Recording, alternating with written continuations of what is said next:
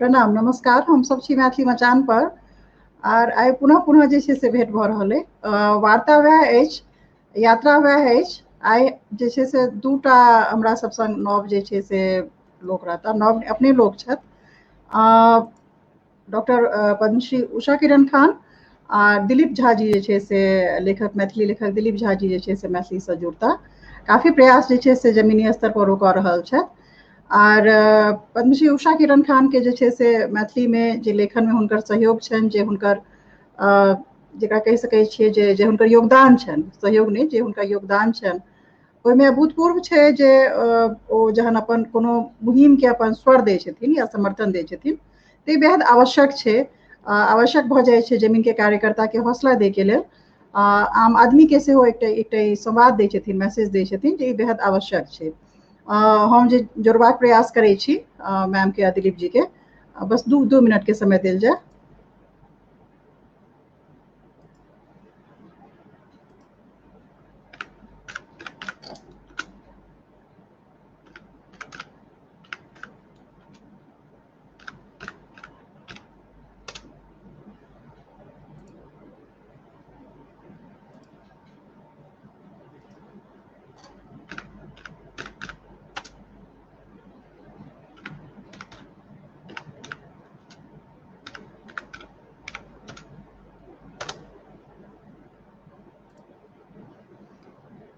जी, जाबे तक ओ सब जुड़ि रहल छथि, मैम जुड़ि रहल छथि आ दिलीप जी जुड़ि रहल छथि, किछु एक्चुअली तकनीकी समस्या हमरा सबके संगे भऽ गेल रहै, ताहि कारण जे छै से ओ सब जुड़ि कऽ फेर जे छै से पुनः प्रयास कऽ रहल छै जुड़बाके। कएटा स्वर जे छै से आबि रहल छै। किछु लोक जे छै से जे मैथिलीके बहुत बेसी हुनकर जे छै से एकटा भावनात्मक पक्ष छनि, जाहिमे मैथिलीके जे छै से चाहि रहल छथिन। किछु लोकके संशय छनि, आशंका छनि, किछु लोकके छनि जे ओकरा अनिवार्य कयल जाय या फिर ओकरा एकटा विकल्पके तौर पर जे छै से रहल जाय। तऽ कए तरहके जे छै से बातचीत भऽ रहल छै।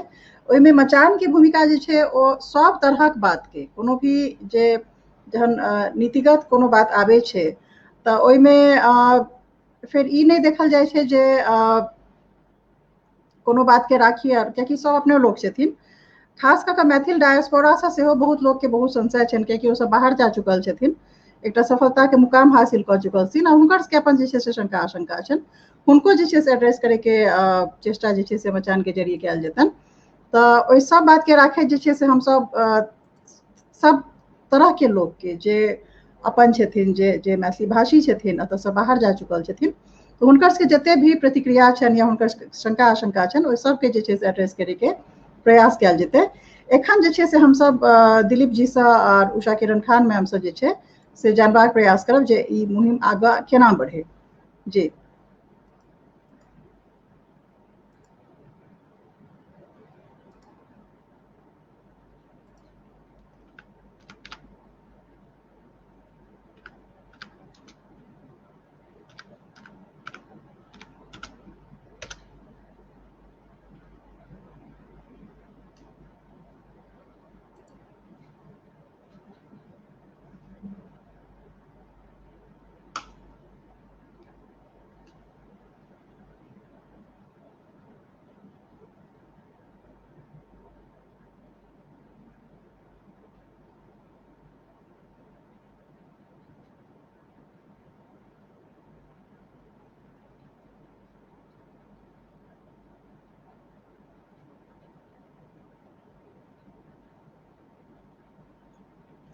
हाँ, दिलीप जी प्रतीक्षा में छी।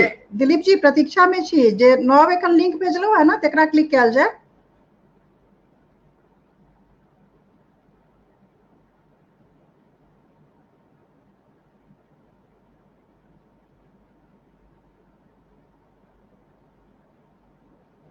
हाँ मैम, वो पुरनका लिंक एक्चुअली गड़बड़ा गेल रहे, ताहि दुआरे नवका लिंक भेजलहुँ हैं, ओकरा क्लिक कऽ कऽ जुड़ियौ। जी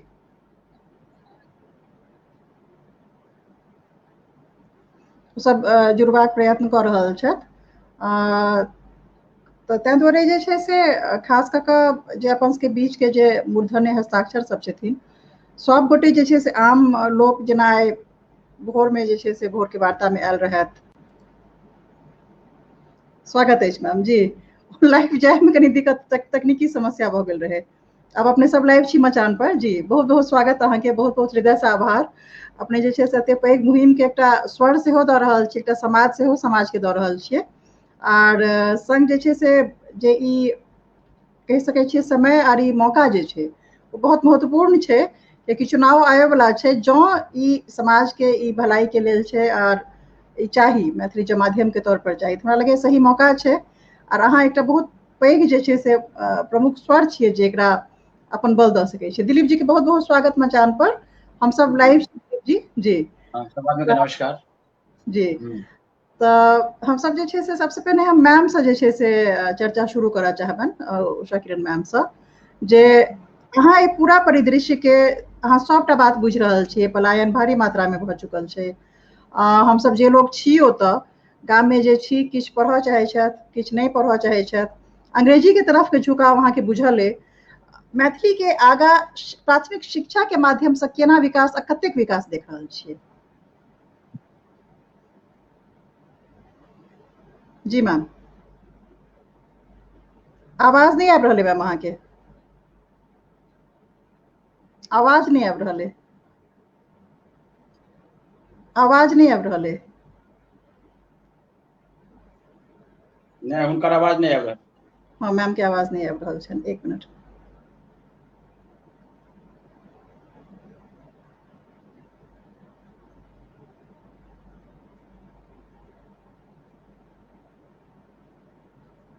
आवाज नहीं आबि रहल है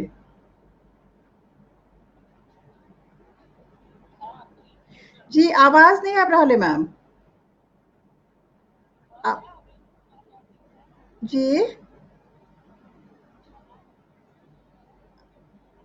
आब वीडियो सेहो गायब भऽ गेल, एक बार फेर से ज्वाइन करियौ जी। तब तक अपने सब वार्ता के मैम ज्वाइन कऽ रहल छथिन। दिलीप जी, अहाँ जमीन पर जे छै से एहि बात के लऽ कऽ सक्रिय छी, अहाँके एकटा संस्था सेहो अछि जे गामक स्तर पर जे छै, कियाकि मुख्य हमरा लगैए जमीन ओतै छै, जमीन ओतै छै जतऽ हमसब जे छै से मैथिली के लड़ाई लड़बामे, कियाकि दिल्ली या बम्बई के ई लड़ाई नहि छै, ई लड़ाई जे छै से गाम के छै, जतऽ प्राथमिक शिक्षा के स्तर पर जे छै से मैथिली के लागू करबाक छै या नहि करबाक छै। जी मैम, आवाज आबि रहल है? आवाज नहीं आबि रहल छनि। दिलीप जी, अपने अपन बात कहल जाओ। हाँ,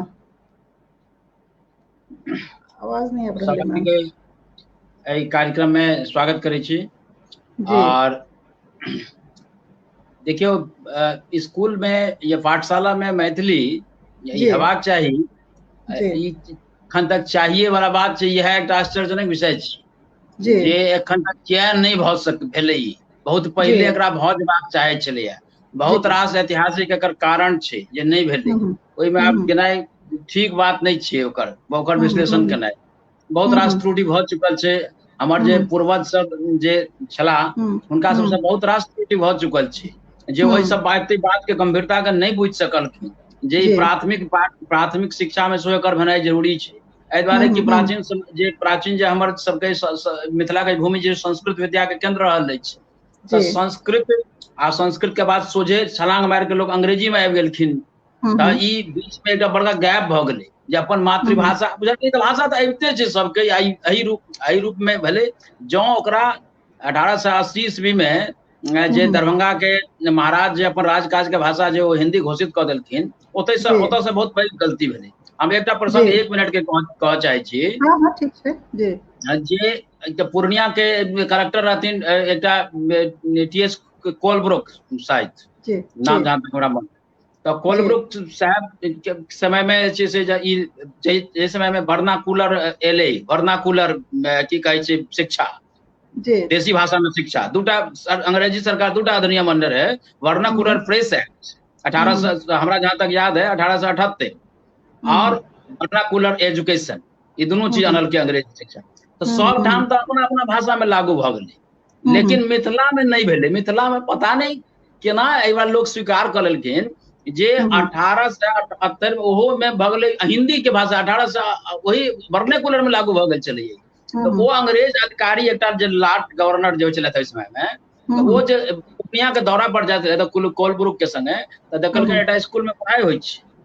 तऽ स्कूल में पढ़ाई होइ छै तऽ ओहिठाम जाकऽ देखलखिन, ओ भाषा के जानकार छलथि।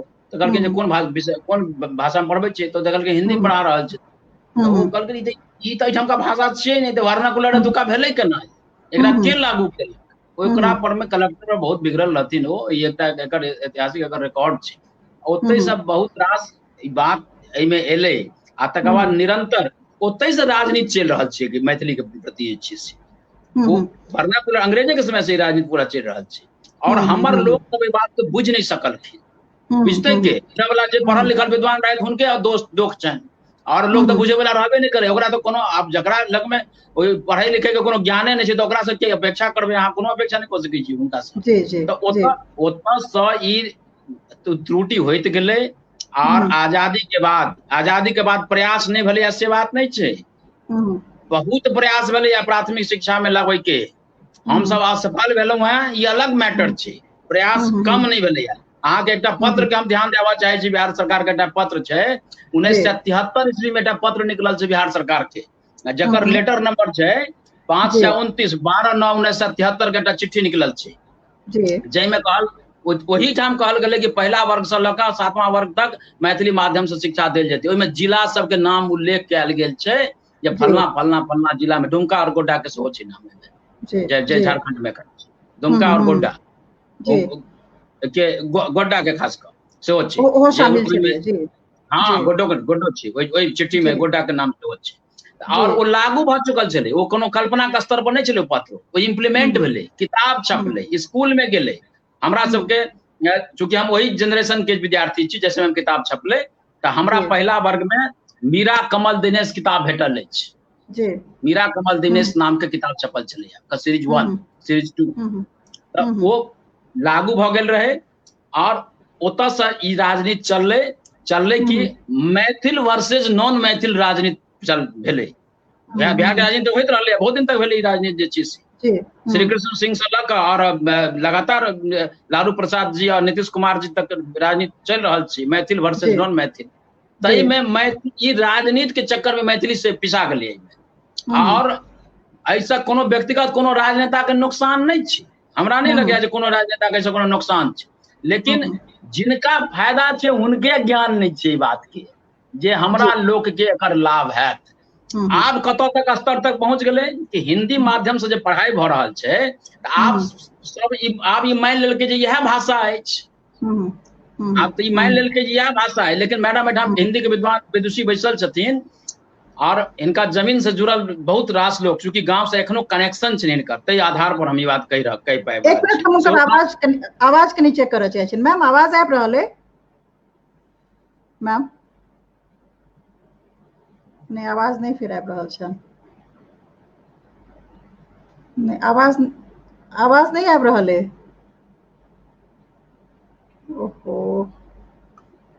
नहीं सुन पाबि रहल छी हम सब अहाँके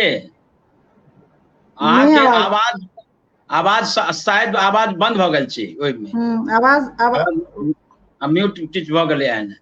म्यूट नहीं, एतऽ से तऽ म्यूट नहीं छथिन, ओ अपने वॉइस के एक्सेस नहीं देल। पहिल बेर तऽ अथी केलखिन तऽ बिल्कुल सही रहन जी, हाँ सही आबै छलै चीज। हाँ मैडम, अपने के आवाज के तो मैं देखल जाए जे आवाज किया नहीं आबि रहल छै, सुननाइ अहाँ के बहुत जरूरी छै जी। हाँ तऽ ई कहै छलहुँ कि आदरणीय उषा किरण खान हिंदी के विदुषी छथिन, और एहिठाम और अहूँ गांव घर में सेहो आप लगातार आबि रहल छी अहाँ मिथिला में, और देख रहल छी गाँव सबमे जाइत रहलहुँ हँ तऽ देख रहल छी एहिठाम। और हम तऽ इंटीरियर से बेगूसराय से लऽ कऽ आ नेपाल तक हम बहुत रास गाँव के यात्रा केलहुँ हँ, और गाँव में रहि रहि के देखलियै। ओहिना नहीं, हम ई आधार पर नहीं कहि रहल छी, कतौ कोनो भाषा नहीं छै एहिठाम मिथिला में। जे माइग्रेटर्स किछु बच्चा सब किछु लोक अबै छै तो हिंदी कतौ बाजऽ लगै छै गाँव में आबि कऽ, लेकिन एहिठामका लोक के मूल भाषा एखनो मैथिली बचल छै, ताहि आधार पर मैथिली बहुत सुरक्षित है। अहाँ के संस्था के तौर पर दिलीप जी, अहाँ ई आकलन जे छै या कोनो एहन सर्वे जे छै से केलियै या जे कते लोग अभिभावक जे छै से चाहे छथिन जे हुनकर बच्चा जे छै से मैथिली में पढ़नि? कियाकि हम जे हमर अथी के जे अनुभव अछि, जे गामक अनुभव अछि, हमर गाम में तऽ एकटा टिन्ही प्लेट लगा कऽ जे अंग्रेजी स्कूल लिख दै छै, तहूमे 1500 रुपया दऽ कऽ लोक पढ़ै लए तैयार छै। एहन अवस्था में जे अहाँ गाम के बात कऽ रहल छी, हमहूँ गामे के बात कऽ रहल छी, तो ओहि गाम में आइ जन हम अपन बच्चा के पहिल प्रश्न ओकर छै जे जहन बाभन सब अपन बच्चा के पढ़ेते अंग्रेजिया स्कूल में, तो हम सब जे छै से माने अंग्रेजी किया नहीं पढ़ेबै, ई जे प्रश्न छै तकरा ग्रामीण स्तर पर अहाँ केना जे छै से एकदम सही प्रश्न छै, और हम सब शुरुए से ई प्रश्न के लऽ कऽ चलि रहल छी। कोनो प्रश्न वाइटल प्रश्न छै, एकरा इग्नोर करे के प्रश्न बिना हेबे नहीं करते संभव। ककरो अहाँ जेना अपना बच्चा के हम कहियो अंग्रेजी माध्यम विद्यालय पढ़ेला और केओ गाँव वाला लोग तकरा कहियो मैथिली माध्यम पढ़ेला, ई थोड़ो न चलऽ वाला बात छै, ई तो ई सफलो होय वाला बात नहीं छै, व्यवहारिको नहीं छै। हम सब एखन तक एकटा हम जे एखन 1 साल 2 साल तक हम सब जे बात पर गप करैत रहिए, तो हम हमर अपन व्यक्तिगत विचार कह रहल छी। हां एकदम फिर से स्वागत। एकटा हमरा प्रश्न केलखिन एखन ई जे गांव में सब अंग्रेजी माध्यम में पढ़ऽ चाहिए, खास कऽ जे कुलीन वर्ग के उच्च वर्ग के लोग छथि या पाए वाला लोग छथि, सब वर्ग में छथि पाए वाला, उच्च वर्ग में नहीं छथि, आ सब अंग्रेजी में माध्यम में पढ़ऽ चाहै। हाँ सब में आब ई मिथक टूटि चुकल छै, एहि सब शब्द के लोभ हेबाक चाही। खैर जे किछ तऽ ओ जे छै बात एकदम सत्य छै कि सब अंग्रेजी माध्यम में पढ़ऽ चाहै छै। किया पढ़ऽ चाहै छै अंग्रेजी माध्यम में, किया मैथिली माध्यम? हम अपन हम मैथिली पाठशाला में मैथिली संघर्ष समिति एकटा बनल छै, जिसमें विभिन्न जिला के लोग छथि। कहिया बनले मैथिली संघर्ष समिति? कहिया बनले? 2 साल पहले बनले, 2018 में बनले है। अच्छा 2018 में, जी ठीक छै। हाँ की सब पिछला 2 साल में हम बाद में कहै छी, वो हम बाद में कहै छी, हम एकटा व्यक्तिगत अपन व्यक्तिगत विचार कह दै छी। ई जे मैथिली संघर्ष समिति के विचार नहीं छै, ई हमर ई व्यक्तिगत विचार है जे हम पहले कहैत रहिए, तैसे हम थोड़े आब अलग भऽ गेल छी। हम चूंकि सब सामूहिक विचार के संगे चलि रहल छी। हम कहै छलिए कि हर क्लास में एकटा का मैथिली विषय अनिवार्य कऽ देल जाए, पहला से लऽ कऽ 5वां वर्ग तक मातृभाषा के विषय रहे। और वो विषय जे छै से वो सीबीएसई बोर्ड लागू कराए आ बिहारो बोर्ड लागू कराए। ई नहीं छै कि कोनो एक बोर्ड के कैरिकुलम में नहीं आबै, ई सब में आबै। लेकिन एहि बात पर में जे बहुत संघर्ष पहले से होइत चलैत रहले, डॉक्टर जयकांत मिश्र कहैत रहलखिन, औरो लोग सब कहैत रहलखिन। जहन सैद्धांतिक रूप से जहन एबार बात होलै तो कई बार ऑब्जेक्शन भेलै, हमरा कहलखिन नहीं, ई जे कह देबै ना तऽ माध्यम हेबाक चाही प्राथमिक पाठशाला। हम कहलिए बात तार्किक वैह छै कि माध्यम हेबाक चाही, सबठाम एकटा विषय पढ़ेबै से उचित नहीं छै। हम तो कहलिए कम से कम बचबै के लिए एकटा विषय पढ़ायल जाए, हमर से उद्देश्य छै रही बात। लेकिन आब वही बात पर छी। आब जे एखन हम सब जे गप कर रहल छी 2020 में, तो हमरा सबके 2020 में गप करबाक चाही नवका शिक्षा नीति के परिप्रेक्ष्य में। जे नव शिक्षा नीति जे एलै तै के परिप्रेक्ष्य में हमरा सबके आब बात करबाक चाही। आब देखियौ, आब एहि भेलै कि नवका शिक्षा नीति में ओकर सरकार के पहिल अध्याय यह छै, आ चैलेंजिंग छै, बहुत चुनौतीपूर्ण छै, जे प्राथमिक पाठ शिक्षा में ओ मातृभाषा के माध्यम के लागू करे के एले संकल्प छै। और एहि संकल्प पर बहुत रास प्रश्न उठि रहल छै, बहुत प्रश्न उठि रहल छै। ई मिथिले के गप नहीं छै, ई पूरे भारत में ई बात पर प्रश्न उठि रहल छै। सरकार के पास में एकर की इम्प्लीमेंट करे के की एकर कार्य योजना छै, ई एखन लोग के समक्ष अबै के एखन शेष छै। ई बात एहिठाम प्रश्न उठैया, एखनो हमरो सबके प्रश्न देखबै, आइयो प्रश्न हमरा लोग केलक है जे केना लागू हैत। ई नवका शिक्षा नीति जे कहैया, हम जे बुझि पाबि रहल छी, और अहाँ सब शिक्षाविद छी, अहाँ सब कहबै, हम जे बुझि पाबि रहल छी कि सरकार स्पष्ट अछि एहि मामला में कि हम भारत के जे भाषा छै तै में सब बच्चा के पढ़ायब, हम अंग्रेजी में प्राथमिक शिक्षा नहीं देबऽ जा रहल छी। हमरा जे लागि रहल है बात, आ से सीबीएसई बोर्ड में से हो, आईसीएसई बोर्ड में से हो, और स्टेट्स बोर्ड में से हो, ई सब बोर्ड में करऽ जा रहल है। मान ली जौन नहीं करे छै तहन फिर माध्यमिक बने के की मतलब छै? तहन तो कोनो मतलब नहीं रह जेतै। तखन मान लिअ कि आइ अंग्रेजी माध्यम जे स्कूल चले छै तहिना चलैत रहतै, तऽ कंठ पकड़ के जबरदस्ती दबल कुचल लोग के कहियो देशी भाषा में पढ़, आ जेकरा लग में पाइ छै तकरा कहियो अंग्रेजी माध्यम में पढ़, ई थोड़ो न होबा वाला बात छै। ई शिक्षा नीति कहियो सफल हेतै? ई संभव नहीं छै। ताहि दुआरे सरकार बहुत सोच बुझ कऽ ई लेले। बहुत रास लोग शंका प्रकट कर रहल छथि कि ई संभव नहीं छै देश में कि अंग्रेजी माध्यम से पढ़ाई प्राथमिक पाठशाला में बंद भऽ जेतै। लोग मानै ला तैयार नहीं छै, लेकिन हम मानै ला तैयार छी। हम व्यक्तिगत रूप से संतुष्ट छी एखन सरकार के निर्णय से कि सरकार हमरा सबके बीच में जे छै से एकटा जाके जरा कह सकै छियै वरिष्ठ लेखिका छथि और अपन समाज के लेल किछु सोचने हेथिन जो एहि बात के लेल एहि मामला पर ओ की कहि रहल छथिन, हुनकर की मान्यता छनि राष्ट्रीय शिक्षा नीति में जहन ई स्पेस देल गेलै, नहीं अब एक मिनट में बात एक मिनट में हमरा खत्म करब ये बात के बहुत नीक अवसर है हमरा सबके लेल, बांग्ला के लेल, उड़िया, तमिल, तेलुगु या मराठी, गुजराती के लेल कोनो विशेष अवसर नहीं चाहिए, ओकरा पहले से लागू छै ओठाम माध्यम ओकरा सबके विद्यालय में, प्राथमिक पाठशाला में, लेकिन जै जै भाषा के अवसर प्राप्त नहीं भेलै तकरा लेल ई शिक्षा नीति वरदान भेलैया, से एहिमे लागू हैत, होबाक चाही या हैत। तई प्रश्न पर में हमरा लगैया जे सरकार अही सब लए केलकैया, और कोनो मैथिली के जहन सब भाषा में लागू हेतै तऽ मैथिली के अलग कऽ के राखि देतै से तऽ नहीं हेतै, तहन ई छै कि यदि हम सब एहिमे एक्टिवे नहीं रहबै तहन हेतै केना, बस मैडम के। जी जी, तऽ एहिमे जे छै से मैम के फेर से स्वागत करै छियनि, और स्वागत संग जे छै से तुरंत जे छै से प्रश्न से शुरू भऽ जाइ छियनि जे एखन ई राष्ट्रीय शिक्षा नीति एलै मैम, अहाँ हिंदी मैथिली सब में जे छै से एकटा अहाँके एकटा बहुत वरिष्ठ जे छै से स्थान प्राप्त अछि, सब तरह के जे छै से सम्मानित सम्मान से अहाँ सम्मानित छियै, तऽ अहाँके तरफ समाज एकटा दृष्टि से देखैया, मार्गदर्शन के आशा से देखैया जे अहाँ एहि विषय पर की कहै छियै, जहन ई मौका एलैया तऽ एकरा कएटा एहिमे कॉम्प्लिकेशंस छै, एतेक आसान नहीं छै मुद्दा, पर एहि पर डॉक्टर उषा किरण खान की कहै छथिन ई सुनब हमरा सब जे छै से महत्वपूर्ण अछि। जी बहुत बहुत धन्यवाद अहाँ सबके जे हमरा बजेलहुँ है। जब ई दिलीप जी जे छै, दिलीप कुमार झा जी, ओ साँचे में मैथिली अभियानी जकरा कहल जाइ छै से छै, जेना एक समय में जयकांत मिश्र छलखिन, ओ व्यापक रूप से ओ रहथिन, तऽ हम हुनको सबके अभियान देखने छियनि, शुरुआती दौर से हम देखने आ सुनने छियै जी।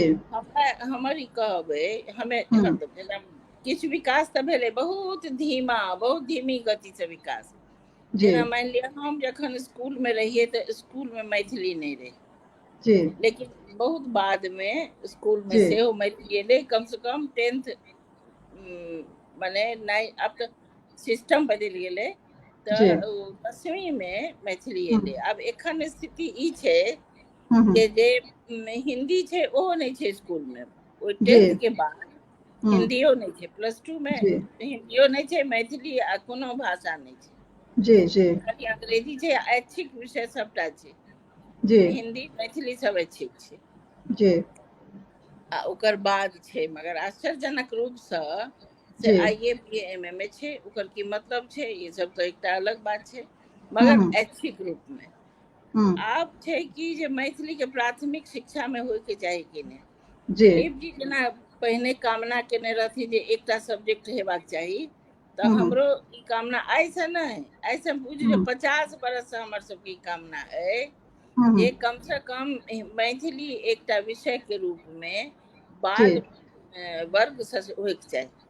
ठीक छै, जहन बाल वर्ग से एहि दुआरे होय के चाही कि हम अपना मन में टेक्निकली बात बुझे छियै जे मिथिला क्षेत्र के जे बच्चा सब छै मैथिली पढ़नाइ आ लिखनाइ सिखतै, आ जखन सिखतै तकर बाद ने अहाँ ओकर विषय के लेल कहबै, ताबत मैथिली एकटा तऽ रहैके चाही, जेना वर्नाकुलर रहै छलैया तहिना मैथिली के एकटा वर्नाकुलर बाल वर्ग से रहैके चाही।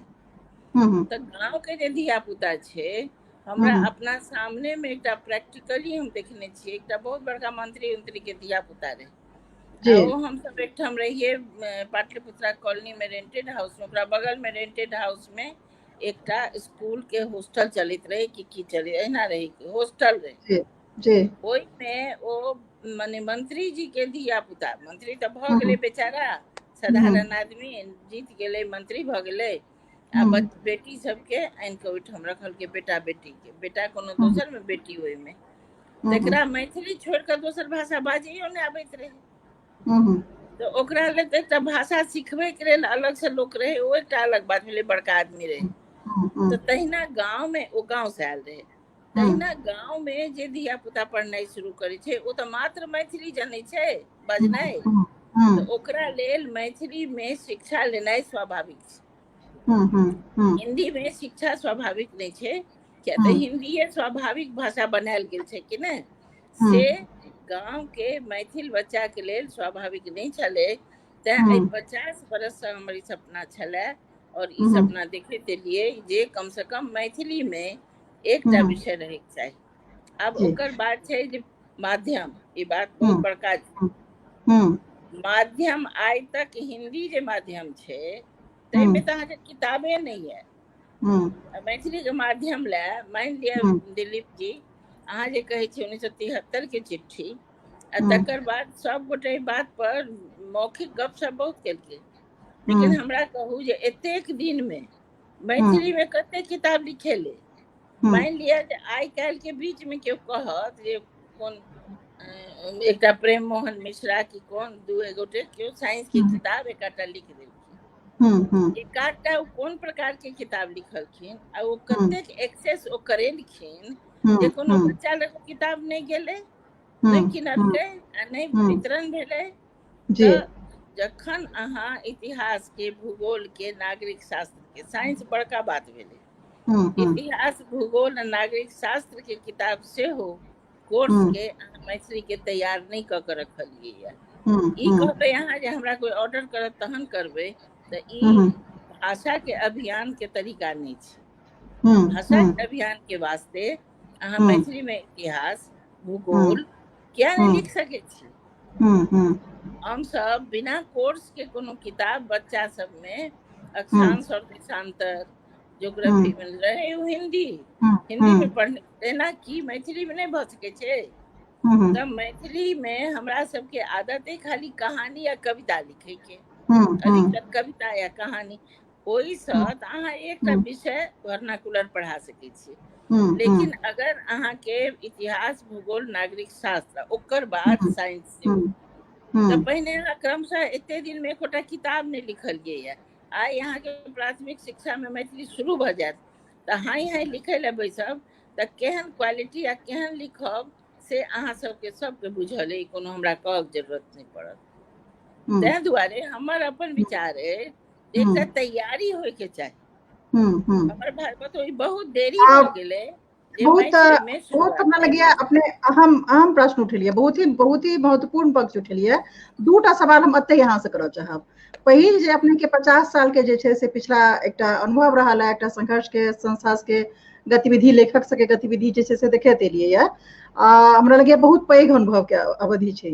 एहि अवधि में अहाँ के अनुसारे हम सब बहुत बात करे छिए जे मैथिली के बहुत सेनानी छथिन, बहुत रास जमीन पर जे छे से कथी कहै छथिन कार्यकर्ता छथिन, मैथिली के लेल आंदोलन चलबै छथिन। ई आंदोलन सेनानी सबटा के मिला के अपने जे छे मचान के एकटा आकलन बतायल जाए जे कोन कोन सेनानी, कोन कोन आंदोलन या कोन कोन संस्था जे छे से बहुत सुचारू रूप से गाम में, घर में, अपन जगह पर, अपन जमीन पर जे छे से मैथिली के लेल लेखन, मैथिली के लेल जे छे से बच्चा के खास करके बाल साहित्य के लऽ हम बात कर रहल छी, हुनका के बीच में प्रसार, बाल बच्चा के बीच में मैथिली के प्रसार, और मैथिली के जेकरा एकटा कहे छे हम सब कहे छी प्रेस्टीज, हरेक भाषा के एकटा जे छे से एकटा ओकर की कह सके छी आभा होय छे, ओकर एकटा इज्जत होय छे। ओकरा लऽ के जे छे से कोन कोन सेनानी, कोन कोन आंदोलन, कोन कोन संस्था अपने के नजर में जे छे से आइ तक उत्कृष्ट काज सब केलखिन, तकर अपने जानकारी अगर साझा कर सकी तो। गांव घर के तरफ से तो कोनो साहित्य और जे साहित्य और संस्कृति देखियो ई एकदम अति कटु बात छे, लेकिन ये बात है जे गांव घर के तरफ से कोनो साहित्य संस्कृति के प्रिजर्वेशन के या कोनो चीज के उत्थान के कोनो विशेष काज नहीं भेले है 50 बरस भेले या कत तो इलाहाबाद में या कलकत्ता में पहिने भेले, ठीक है, कलकत्ता में भेले, इलाहाबाद में भेले, तहन पटना में भेले, तहन अन्य बोकारो में, तो भिलाई में, तो एहन स्थान पर जे मिथिला से दूर जे गेला है मैथिल, हुनका सबके हृदय में जे हुड़क उठलैन वो सब बेसी केला। 50 बरस के बात कहे छी हम, जमीन से बाहर। हाँ, लेकिन जे एहि बीच के बाद अच्छा कखनो कखनो मन में भेलैन जे एकटा अखबार निकाली, अखबार कहियो नहीं फेल भ गेलैन, एकटा सिनेमा बनाबी, सिनेमा फेल भ गेलैन, एकटा सीरियल माने बनेबे नहीं केलकै आइ तक, नीक की बेजाय किछो करबे नहीं करै छै। कहियो अहाँ शपथ खा के ताकियो तो 10टा भेटत कि नहीं भेटत, त कोनो प्रकार के एहि तरह काज नहीं केलकै है। लेकिन हम जते लोग आब जागरूक भेले ये, ई बात हम अहाँ के एकदम खोंचा छोड़ा कहब जे 21वीं सदी में आबि क जे लोग जागरूक भेले ये, जे आब जे अभियानी सब छै ओ हमरा बेसी जागरूक बुझि पड़ै छै जे ओ सब ओतऽ रहि कऽ काज करै छथिन। पटना में इलाहाबाद में कह के अहाँ उच्च शिक्षा के काज कऽ सकै छी और बाकी दोसर काज कऽ सकै छी, संस्कृति के प्रचार आ प्रसार कऽ सकै छी, लेकिन ग्रास रूट में काज जेना सामने में दिलीप जी छै या ओहन और 10 गोटा हेता से सब कऽ रहल छै, ओ बेसी आवश्यक लोग छै। ताहि दुआरे हम अपने अहाँ के कहै छी जे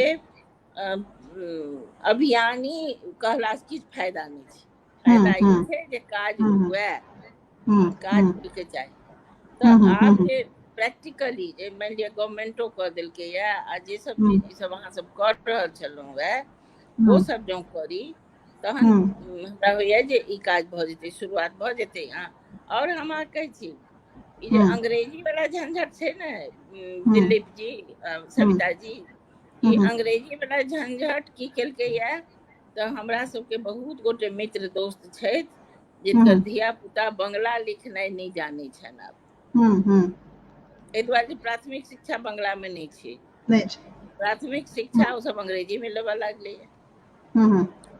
नौकरी चाकरी पूरा भारत में करे के छै या तो अंग्रेजी में करते या हिंदी, हिंदी के तो छै ने दुनिया पैघ, चाहे वो राष्ट्रभाषा बनो नहीं बनो दुनिया छै, तो या तो अंग्रेजी पढ़ ले, बंगला लिखनाइ बिसरि गेलै। बंगला हमरा हमर सबके क्या गोटे कहलक है जे अहाँ बंगला स्क्रिप्ट हम नहीं जानै छी, तैं तो हमरा से नहीं पूछू, ई छोड़ि देलकै या। तो ई स्थिति ओकरा सबके आबि गेलै पढ़ि लिख कऽ, आब ओ सब ने फुफड़ी पड़ि गेलै ओकरा सबके।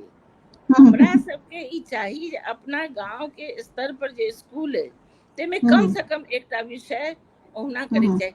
अच्छा एते अच्छा हम हाल साल में गांव गेल रही तो भरि रास्ता देखलिए जेना प्राइवेट स्कूल, बहुत प्राइवेट स्कूल देखलिए। तो प्राइवेट स्कूल जे ओते छै में सरकार के नीति तो आई बनते या बनते तो वहां लागू कइए देत, लेकिन जते सरकारी अथी प्राइवेट स्कूल छै कम से कम ओहि में किछो तो मैथिली के लेक्चर लिखते जी, कतो मैथिली के नहीं रखल के या।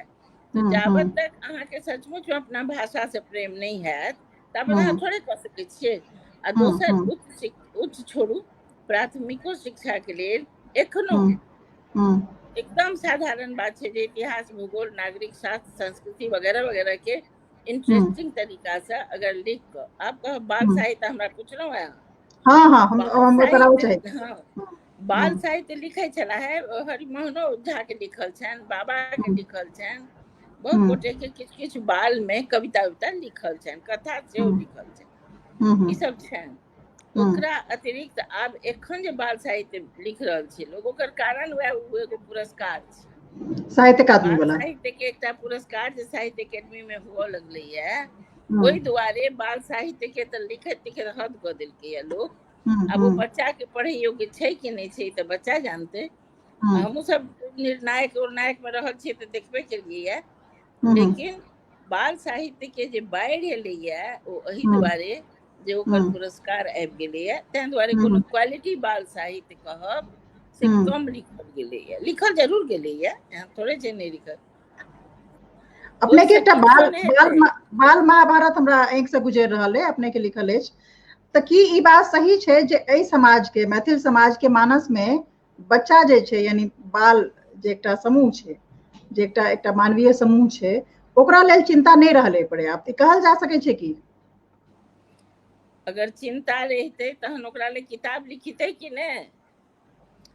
दुनू ले चिंता चाही, भाषा ले सेहो चिंता चाही आ बच्चा ले सेहो चिंता चाही। जी जी, हमर बच्चा मैथिली में बाजे, ई कते गोटे चाहे छै, ई बात तो सही छै, ई बात सही छै जे मैथिली अभियानी कते गोटे हेता हुनका घर में हिंदी में गप करै छनि, एकदम एकदम एकदम करे छनि तऽ करौन, हिंदी करौन, अंग्रेजी करौन, फ्रेंच करौन, ओहि ला नहीं कोनो बात, लेकिन मैथिली एबाक चाही कि नहीं एबाक चाही? एकदम मैथिली नहीं आबै छै, नहीं आबै छै मैथिली, तो ये हमरा आश्चर्य लागैया जे हमरा सबके ओहिठाम एहन माने लोग सब छै जे मैथिली बाजै छै त धिया पुता मैथिली नहीं बाजै छै, नहीं बाजै छै जी। त अहाँ के जहन मैथिली नहीं बाजैया तखन मैथिली किताब पढ़त किया पढ़त? अहाँ सविता जी आ चाहे क्या गोटे ई बात कहलहुँ है जे मैथिली में हम अगर ओरिजिनल शब्द कहने के जे ठेठ शब्द लिख दै छियै बच्चा के किताब में, अहाँ सब कहै छियै जे एते ठेठ शब्द बच्चा आब नहीं बुझै छै त कनी अहाँ एकरा कंटेम्पररी बनाबू।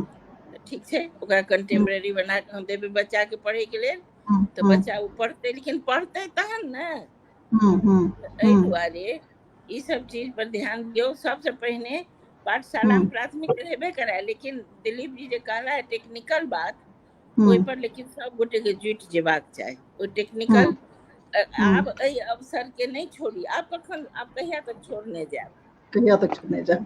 दिलीप जी की तैयारी है? 2000 संघर्ष मैथिली संघर्ष समिति अपने बनेने छियै 2018 से स्थापित अछि। अपने के एकटा आर संस्था अछि जहाँ तक हमरा याद पड़ैत अछि मधुबनी में, मैथिली सांस्कृतिक समिति छै, सांस्कृतिक समिति अछि। त ए दुनू संस्था के मिला क जे 2 साल से ई अछि। सांस्कृतिक समिति कते साल से दिलीप जी? सांस्कृतिक समिति के त भ गेलै 2008 से काज कर रहल छै, ई लगभग 12 साल पहिने से। हाँ 12 साल से काज करे छै। और पाठशाला में मैथिली सांस्कृतिक समिति के सेहो ई अभियान रहलै। तो हम सब एहि पर में करे की छलिए जे कि पहले सेमिनार सब के लिए, गोष्ठी सब के लिए लोग सब के अति बुद्धिजीवी सब के जोड़े के प्रयास करे छलिए, जे पर चर्चा के विषय में बने, लोग सब ई बात के बुझे जे ई बहुत आवश्यक छै। क्या बाल पोथी के रचना के लिए क्या मुहिम जे छै से बच्चा के बीच में ल गेलिए, स्कूल के बीच ल गेलिए? स्कूल में हम हमर संस्था जे समिति के संयोजक जे छै संघर्ष समिति के प्रीतम कुमार निषाद, वो और हम सब बहुत, हम अपनो बहुत विद्यालय पर गेलहुँ, बहुत के वीडियो में शेयरो करने छी जे, और हम अपने विद्यालय में शिक्षको छी। त और एकटा और छथि, की नाम छै, एकटा शिक्षक नहीं छथि अभियानी महाकांत ठाकुर के नाम लेबऽ चाहबन एहिमे, जे एकटा महाकांत ठाकुर अपन बाल कविता के छपा क 50,000 पुस्तिका स्कूल में जा बंटले हैं। 50,000, बहुत बढ़िया, बहुत बढ़िया, 50,000। और बच्चा के तरफ जे हम प्रभावित भेलहुँ स्कूल के अलावा से महाकांत ठाकुर के अभियान से, हुनका से। क्या तो हम तो सब तो साहित्य कविता लिखे वाला लोग छलहुँ, कविता लिखे छलहुँ, अपन आनंद में छलहुँ हैं। कविता पत्रिका सब में छप जाए छै, किताबो 1-2टा छपे गेल छै। 12 साल में अहाँ के समिति के क्या पोथी है बच्चा सब के लेल?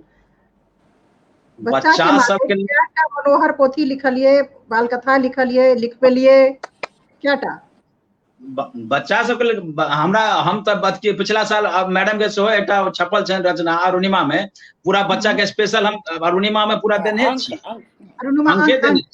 जी वाह, एक पूरा पार्ट बाल बच्चे के लेल देने छी पत्रिका में। अरुणिमा के अंक बच्चा के समर्पित पूरा अंक नहीं छै, बाल साहित्य समर्पित छै, तो ओहि में लगभग आधा से बेसी बाल साहित्य बच्चा सब संदर्भित सामग्री है। ठीक छै, और मिथिलाक्षर अभ्यास पुस्तिका के मैथिली साहित्यिक सांस्कृतिक समिति से प्रीतम कुमार निषाद के संपादक में पुस्तिका हम सब छपने छी मिथिलाक्षर के प्रचार प्रसार के लिए। और एकटा जानकारी दै छी, मधुबनी के जिला पदाधिकारी शीर्षत कपिल अशोक एकटा मधुबनी जिला में पत्र निर्गत क देने छथिन, हमरे सबके अथी समिति के नाम से पत्र छै ओ, जे ई छै जे कि मिथिलाक्षर के या मैथिली के प्रचार प्रसार करे ला विद्यालय में क्यों भी स्वयंसेवी संस्था आ क्यों शिक्षक वो जा सकैया, ओकरा क्यों विद्यालय प्रशासन रोक नहीं सकै छै। और हर विद्यालय के नाम मिथिलाक्षर में लिखायल, नाम पत्र लिखायल जाए, तकर पत्र जिला पदाधिकारी मधुबनी निर्गत हमरा सबके की कहे छै आवेदन पर वो केने छथिन। मतलब ई सरकारी वो डीएम अपना स्तर से कह देने छथिन ई बात के, ई पत्र छै, लेकिन काज करते लोग तहन ने। मधुबनी में सैकड़ों विद्यालय के मिथिलाक्षर में नाम लिखायल छै, सैकड़ों, हमरा जहाँ तक जानकारी है ओहि पर में, अब सरकारी विद्यालय पर में। लेकिन एहि सबसे होय वाला नहीं छै बहुत बात, एहि सबसे बहुत किछु होय वाला, जाबे तक ओकरा देखियो कोनो भी संस्था 2टा किताब छापि देते या कोनो एकटा पत्रिका छापि जेते, वो सब एडिशनल वर्क छै, वो सब अतिरिक्त काज छै। मूल बात की छै, जाबे तक सरकार के द्वारा लागू नहीं कयल जेते आब अहाँ एकटा गप देखियो जे गुजरात में गेल रही तऽ गुजरात अंग्रेजी माध्यम के विद्यालय छै, तऽ अंग्रेजियो माध्यम के विद्यालय में एकटा गुजराती विषय पढ़नाइ बच्चा सबके लेल अनिवार्य छै कि अहाँ अंग्रेजी माध्यम के विद्यालय चलाओ, ऐसा नहीं, लेकिन अहाँ के एकटा गुजराती राखऽ पड़त। पंजाबो में यह स्थिति छै, महाराष्ट्रो में छै, सब ठाम छै, जतऽ जतऽ मातृभाषा अनिवार्य छै, अहाँ के पढ़ाइए पड़त, माध्यम जे हुए वो चीज। तऽ कम से कम एकटा तऽ ई छै कि मातृभाषा के ज्ञान तऽ भऽ जाइ छै बच्चा के ओहिठाम का। मुदा एक मिनट दिलीप जी, मैम अहाँ ई बात से सहमत छियै जे राज्य अगर मातृभाषा या कोनो भी भाषा के विकास के लेल काज करते तऽ काज हेतै, बात आगा बढ़तै, आ नहि तऽ जे छै से सामाजिक स्तर पर जे छै हम सब किछु नहीं कऽ सकै छियै, या पहिल दायित्व केकर छियै? ई मैम से प्रश्न छै, उषा किरण खान से प्रश्न छै। नहीं किछु नहीं कऽ सकै छी बात नहीं छै, किछु नहीं कऽ सकै छी बात नहीं छै, हम सब कऽ सकै छी। ठीक छै, एखन तक तऽ केलकै या लोक के, राज्य तऽ नहीं केलकै या सरकार एखन तक कहाँ की केलकै या जी, लेकिन प्रथम दायित्व केकर छै मैम? प्रथम दायित्व तो हमरे सबके छै, दोसर दायित्व राज्य के छै। राज्य के एहि दुआरे छै जे राज्य के की छै, वो सूर्य के जकाँ ओकरा सब पर एके रंग प्रकाश दे के चाही। बिल्कुल, तो जो भाषा संस्कृति के विकास वो एकटा क्षेत्र के करते तो आनो के करऽ पड़ते। राज्य के ई कर्तव्य छै, ई राज सत्ता के कर्तव्य छै, तैं ओकरा करऽ के चाही। और सब भाषा के जहन मान्यता जेकरा दिलियै या में मैथिली सन भाषा जेकरा अष्टम अनुसूची में जगह देने छियै, तई भाषा के लेल नहीं करते तऽ तहन राज्य सत्ता के तहन तऽ एकर मतलब छै जे अहाँ झूठे करे छियै कोनो काज। तैं दुआरे आगू में अहाँ खाली एकटा मुकुरदाना फेंक दै छियै पुरस्कार के आ छोड़ दै छियै अष्टम अनुसूची बना कऽ। तैं राज्य सरकार के तऽ काज छै, लेकिन प्रथम कर्तव्य ओहिठमक लोक के छै जे अपना भाषा संस्कृति के लेल राज्य सरकार से लड़ाई, तऽ बिना लड़ने अहाँ के किछो भेटै छै तक भेटलै या। बिल्कुल दिलीप जी, अहाँ से ई प्रश्न अछि जे राज्य मान ली अहाँ के एखन जेना पॉलिसी के लेवल पर कैबिनेट मंजूरी दऽ देने अइ, ओहिमे अहाँ के पास ई स्पेस स्कोप अछि। भारत सरकार, बिहार सरकार अगर मने चाहता इलेक्शन में जे छै से प्रेशर अगर अहाँ सबके बनि जाइए, हमर सबके सब गोटे के बनि जाइए जे मैथिली के एकटा माध्यम के तौर पर आनल जाए, या जे मॉडल चुनी, एकटा अनिवार्य विषय बनाबी, माध्यम के तौर पर चुनी, या एकटा आर मने दूटा अनिवार्य में एकटा अनिवार्य रहा, एकटा अंग्रेजी रहा, एकटा मैथिली रहा, जे मॉडल सबके मने मान्यता से जे चुनल जाए। गाम में की एहन हैत जे स्वयं लोक कहता जे मैथिली ने अंग्रेजी पढ़ब? नहीं, देखियो एहि बात से हम सहमत नहीं छी जे गाम के जहां तक बात छै, गाम में अंग्रेजी के जोर शोर जरूर पकड़ लेलकै है, और लेकिन छै तऽ विद्यालय सरकारी हिंदी माध्यम के विद्यालय छै, हिंदी पढ़ाई होइ छै सरकारी विद्यालय में। मुदा मैडम जे कहलथि ओहि बात पर मैं गौर करियो कि हिंदी भाषा आगू रह नहीं जा रहल छै। सीबीएसई बोर्ड के में 8वां के बाद में एकोटा बच्चा हिंदी नहीं रखने है, सर्वे कऽ लियो, जाकर देख लियो, सबटा संस्कृत रखने अछि या म्यूजिक रखैया, बाकी की कहै छै शारीरिक शिक्षा रखैया, एहि प्रकार के विषय रख रहल है, आ हिंदी नहीं रख रहल है।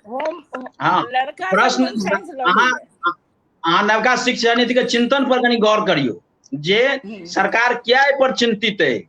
सरकार एहि लऽ कऽ चिंतित अछि कि मैथिलीए नहीं समाप्त भऽ रहल है, भारत के विभिन्न भाषा जे है से समाप्त होबऽ जा रहल है, तऽ ई चिंतन छै।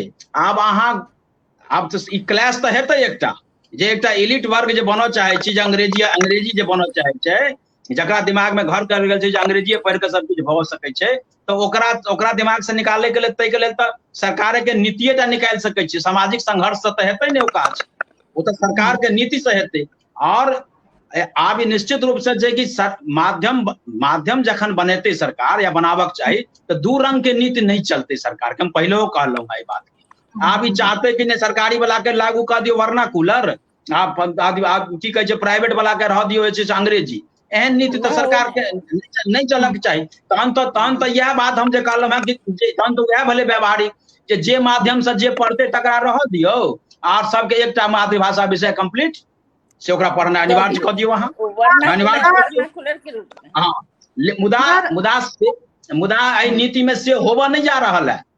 या तो ई शिक्षा नीति फेल भ जाए, एक मिनट सुन ले जाए, या तो ई शिक्षा नीति बिल्कुल फेल भ जायत जे सरकार संकल्प घोषणा केलक है। जो सरकार अपना संकल्प पर टिकल रही है तो माध्यमेटा लागू है। अब एक विषय वाला गप नहीं होबऽ जा रहा है एखन संप्रति। आब अहाँ भ सके बहुत लोग की बात नहीं पहुंचे एखन जे माध्यम केना लागू भ जेतै, खास कर मैथिली के प्रति बहुत लोग के नहीं पहुंच रहल छै ई बात। मुदा ई संकल्प छै, ई राज्य सत्ता के संकल्प छै एखन, तो ओहि के लेल सरकार इंतजाम करतै। ओहि के लेल सरकार, हाँ एकटा अति सविता जी अपने के जानकारी हेबाक चाही, आज से 5 बरख पहिने बिहार राज्य शोध एवं प्रशिक्षण परिषद SCERT से उच्च न्यायालय के जयकांत बाबू के केस के आलोक में उच्च न्यायालय जहन दबाव दिलकै तब मैथिली पढ़ावे ला राज्य सरकार कोर्ट में लिखित एफिडेविट केलकै। आ तकर बाद वो कैरिकुलम बनेबा लगलै जे हम हर मिथिला के हर विद्यालय में एकटा मातृभाषा विषय पढ़ाएब। आ वो कैरिकुलम एकटा मात्र साहित्य के बात कर रहल छी, वर्नाकुलर जे मैडम कहलखिन से कह रहल छी। और ओकर अथी बनि गेलै, ओकर वर्कशॉप भेलै। हमर शिक्षको सब ओहिमे वर्कशॉप में गेल छथि, कएटा शिक्षक मैथिली साहित्यकारो सब गेल छथि ओहिमे। ओ वर्कशॉप में 1 से लऽ कऽ 5 तक के कैरिकुलम तैयार छै, ओकर PDF ऑलरेडी तैयार छै। तऽ लेकिन सरकार जहन लागू करे के बेर में एलै तऽ फेर ओहू में पेंच मारि देलकै, लागू नहीं केलकै ओकरा। ओ जस के तस ओहिना पड़ल छै, ओ नहीं केलकै, राजनीति के तहत नहीं लागू केलकै। तऽ हमरा ई स्पष्ट कहना है कि एखन एहि सब बहस नहीं छै, ई सब बेर नहीं छै। बेर छै एक सूत्र बात नहीं, एक मिनट सुन लेल जाए, ई हमर ई मैसेज है, हमरा ई कहना ई जरूरी है कि एक सूत्र ई बेर छै जे सब आदमी ई सब बात के बहस के आब खत्म कैल जाए। एखन 2020 के शिक्षा नीति कहे छै प्राथमिक पाठशाला में मातृभाषा के माध्यम से शिक्षा हेतै तऽ मिथिलो में हेबाक चाही। हमरा सबके एखन इएह चाही। एखन आब किंतु परंतु हमरा नहीं जेबाक छै। एखन हमरा सरकार की करे छै, हाँ के सरकार की करे छै से देखियो। समाज मैडम जे कहलखिन जिनका बोध से समाज में वो कहिए रहल छथिन, महाकांत ठाकुर बीमार सज्जा पर बैठल छथि, की जरूरत छलै गामे गामे जाए के हुनका से एहने लोग करे छथिन। हाँ वो के करते ककरा पलखै छै, के जाइए, के देखैया इस बात के। हाँ जिनका छनि से कह रहल छै। बाल महाभारत लिखे के मैडम के की जरूरत छलै है, क्या लिखलखिन है, एहि ला लिखलखिन है ने बच्चा धरि पहुंचे।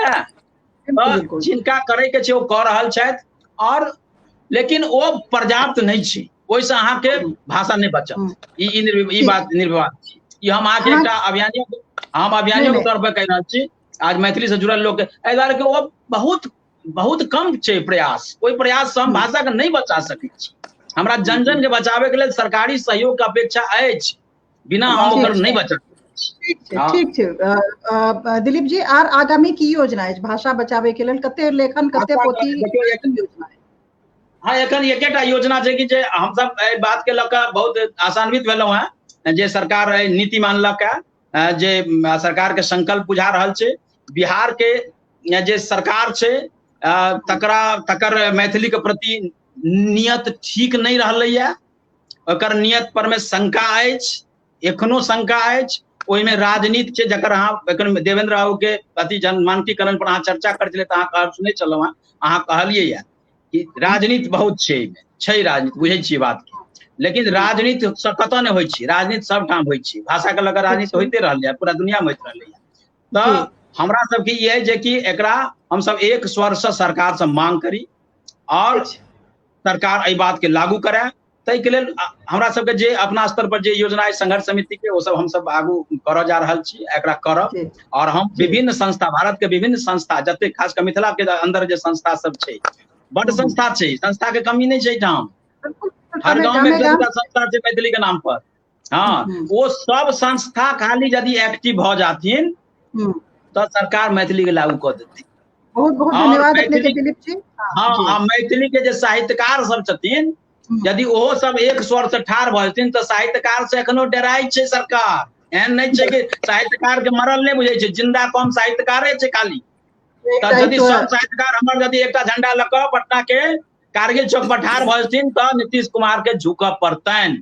एते बात हम बुझे छियै। और एकटा बात मैडम जे कहलखिन है जे दूसरो भाषा करते, मगही के लागू करे न, भोजपुरी के करे, हमरा सबके कहाँ आपत्ति है। हम उनको से मांग कर रहल छी भोजपुरियों में प्राथमिक शिक्षा हुए, मगहियो में प्राथमिक शिक्षा क्यों हमरा सबके दिक्कत नहीं है ई बात के लऽ कऽ मैथिली के सरकार मान्यता प्राप्त छै तऽ मैथिली के तऽ हेबे करे हमर सबके जो ओ भाषा सब ओहो सबके संरक्षण कयल जाय हम ओकरो मांग अरे ओकरा ओई भाषा सबके कते मिल चले के हेतै हमरा मतलब हमरा विरोध नहीं है हम उनको से लागू है से कहबाक जी जी जी दिलीप जी अपने के बहुत बहुत धन्यवाद अपने के संभवतः कतौ प्रस्थान से करबाक छला तखन आगामी योजना जे छै से एकटा ठोस बनायल जाय अपन संघर्ष समिति के और हम सब गोटे जतेक हमरा सबके ऊर्जा अछि जते हमरा के सामर्थ्य अछि हम सब गोटे जे छै से अथी करब अपने के ओइ में विस्तृत योजना में सब आदमी के जोड़े के प्रयास हम सब करब और खास कर जे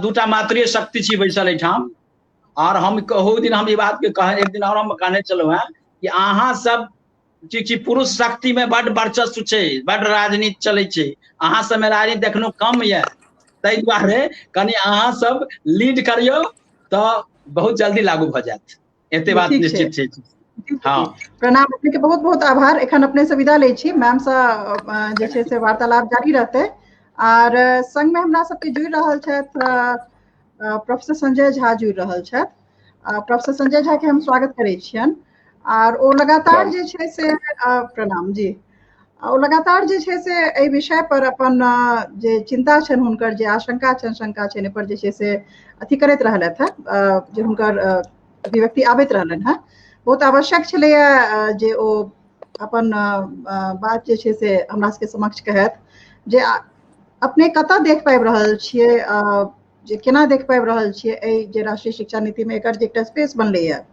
ओकरा लऽ कऽ अहाँके चिंता की है और मैथिली जब भऽ जाइ छै नहीं होइ छै एहि विषय पर अपने के जे छै से चिंता जाहिर अच्छा तो हम दूटा पक्ष राखऽ चाहै छी सबसे पहिने तो हम ई कहऽ चाहै छी जे मातृभाषा या पितृभाषा जे कहिए regional language let's say regional language के रखनाइ जरूरी अछि ओहिमे कोनो दो राय नहीं और सब स्कूल में चाहे वो सरकारी हुआ प्राइवेट हुआ मिशनरी हुआ कंपलसरी हेबाक चाही मातृभाषा के मतलब ऊपर जोर देना है that does not mean that you need to teach in मातृभाषा ओकर मतलब एकटा भाषा के रूप में नीक जकां पढ़ायल जाए ओकरा सपोर्ट कयल जाए बहुत तरह के विषय जेना कि पंजाब में हमर पत्नी पंजाब में चंडीगढ़ में पढ़ने छथि और ओ मैथिल छथि लेकिन हुनका पंजाबी स्कूल में पढ़ऽ पड़लनि she went to elite school ओतऽ जे छै पैघ मिशनरी स्कूल सब छै ओहिमे हुनका प्राइमरी में पढ़ऽ लिखाबै छनि पंजाबी में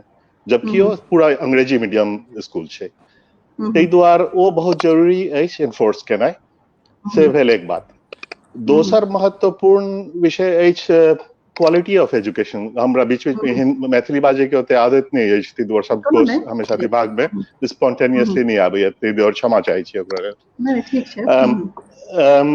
बेसिकली क्वालिटी ऑफ एजुकेशन जे छै ज्यादा इम्पोर्टेंट छै मतलब हम अपन तरफ से तो चाहै छी जे अंग्रेजी के ज्यादा जोर देल जाए एहि दुआरे जे वैसा नौकरी भेटवा में आसानी होइ छै ग्लोबल मार्केट में तैयार होइ छै अहाँ के कॉल सेंटर जे छै झंझारपुर मधुबनी में रहत ओकरा लेल लोग के बेंगलोर आ दिल्ली में जाय के नहीं जरूरत छै अहाँ के जे अछि माइग्रेंट वर्कर्स के क्यू जे देख कऽ शर्म आबैया अपना सबके मिथिला बिहार के लोग के ओ ग्लानी नहीं हैत किया तो ओइसे रोजगार हैत मैथिली खाली पढ़ेने या हिंदी पढ़ेने वैसे ओ रोजगार नहीं है ताहि दुआरे हम बहुत सपोर्ट में छी जे शुरुए से बच्चा सबके अंग्रेजी में बाजनाइ लिखनाइ एकर मतलब ई नहीं छै जे मैथिली में नहीं दुनू भाषा हुए तीनों भाषा भऽ सकैया तो ओकर जरूरत छै किया तऽ अहाँ के मटेरियल बहुत सारा पूरा दुनिया से अवेलेबल अछि अंग्रेजी में टीच करे के लेल जेना हमर एकटा मित्र छथि सिडनी में अलग झा ओ एकटा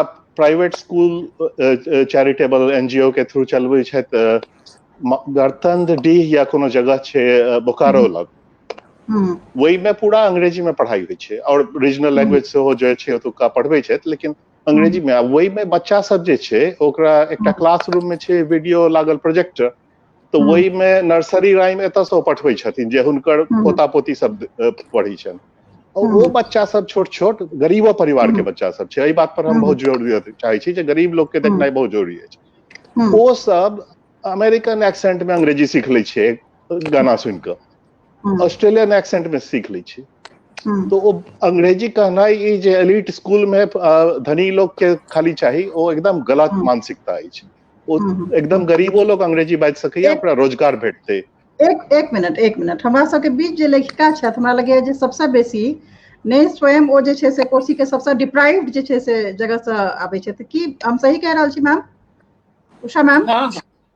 कोशी के जे सबसे हमरा लगे गेल गुजरल इलाका छै, जिंदगी भर दलित पर लिखैत रहली, दलित संग रहैत रहली, जकरा अपने सब दलित कहै छियै, गरीब गुरबा जकरा अपने सब कहै छियै। हुनका की अहाँ के लगैया जे अगर हुनका मैथिली प्राथमिक शिक्षा, डिस्कशन सिर्फ एतऽ प्राथमिक शिक्षा के छै मैम, की अहाँ के लगैया जे अंग्रेजी में अगर प्राथमिक शिक्षा कऽ देल जाय, मैथिली हटा देल जाय, एक मिनट के लिए मैथिली हटा दियौ, अंग्रेजी के जे छै से प्राथमिक शिक्षा में आनि दियौ, जे कियाकि ग्लोबल, सही बात छै, ग्लोबल एस्पिरेशन के लेल अंग्रेजी जे छै से एकटा सीढ़ी छै, बात अपने सब इनकार नहीं कऽ सकै छियै। ओहि दलित वर्ग पर, पिछड़ा वर्ग पर मैम अहाँ के ओपिनियन चाहिए हमरा एहि पर, जे छै से मैथिली के जो हटा दै छियै की असर पड़तै, ओ डील कऽ पेथिन, हुनका लए केहन परिवेश बनतै, अपने के ओपिनियन चाहिए हमरा। पहिल बात तऽ ई छै जे दलित इलाका छै, ओ इलाका में जे स्कूल छै आ ओ अपना घर में सारू मड़ुआ के रोटी खा कऽ अंग्रेजी में शिक्षा लेते, ई संभव नहीं हेतै। तहन ओकरा रेजिडेंशियल स्कूल में जाय पड़तै, आ तहन चाहे मान लिअ ओही ठाम, मान लिअ जेना कि कहलखिन है संजय जी जे अहाँके कतौ नहीं जाय पड़त, तऽ मान लिअ कोनो ठाम, ओही ठाम कोनो एहि प्रकार के केओ मिशनरी आदमी है, मिशनरी मतलब क्रिश्चियन नहीं, मिशनरी आदमी हुए, मिशन लिया जे अंग्रेजी के शिक्षा दे, आ तहन ओकरा अपना परिवेश से कनिक मनिक हटा कऽ तखन, क्या तो परिवेश एकटा बहुत बड़का चीज छै, ओ सीखते। मान लिअ दिन भरि जाकऽ अहाँ सीखै छी 5 या 6 घंटा स्कूल में रहब, 5-6 घंटा स्कूल में अहाँ के बहुत चीज खुआ पिया कऽ बढ़िया से वस्त्र पहिरा कऽ अंग्रेजी में बातचीत करायत, क्या तो अंग्रेजी मात्र शिक्षा नहीं छै, अंग्रेजी एकटा संपूर्ण व्यक्तित्व छै। हाँ, तहन ओ ओहिठाम से फेर अपना घर में आयत, तखन ओ अंग्रेजी किया, अहाँ साधारणतः अहूँ पढ़ने छी आ हमरो सबके धियो पुतो पढ़ने छी, हमहूँ सब पढ़ने छी, तऽ साधारणतया जे स्कूल में बच्चा जाइ छै, ओहिठाम से पढ़ि कऽ आबै छै, तऽ कएटा बच्चा के एहि दुआरे स्कूल में डांट भेटै छै जे तू अंग्रेजी के अभ्यास घर में किया नहि करै छै। सबहक माय बाप अंग्रेजी बाजनाइ नहीं जानै छै, ताहि दुआरे ओ कनिक मनिक ओकरा भऽ जाइ छै गड़बड़। एकर एहि दुआरे अगर रेजिडेंशियल स्कूल हेतै, तऽ रेजिडेंशियल स्कूल के हम बदलाव देखलियै, जेना संजय जी कह रहल छै, तेना हम देखलियै एहिठाम ई छथिन ज्योति सिन्हा, जेके सिन्हा, और पद्मश्री छथिन, आ मुसहर के स्कूल खोलने छथिन, मात्र मुसहर लड़का लड़की छै, रेजिडेंशियल स्कूल छै, आ ओहि में ओ सब ड्रामा त्रामा सब करत, मुसहर बच्चा सब अंग्रेजी में एते बढ़िया एक्सेंट में, क्या तो ओकरा पढ़ेनार छै, और रेजिडेंशियल छै।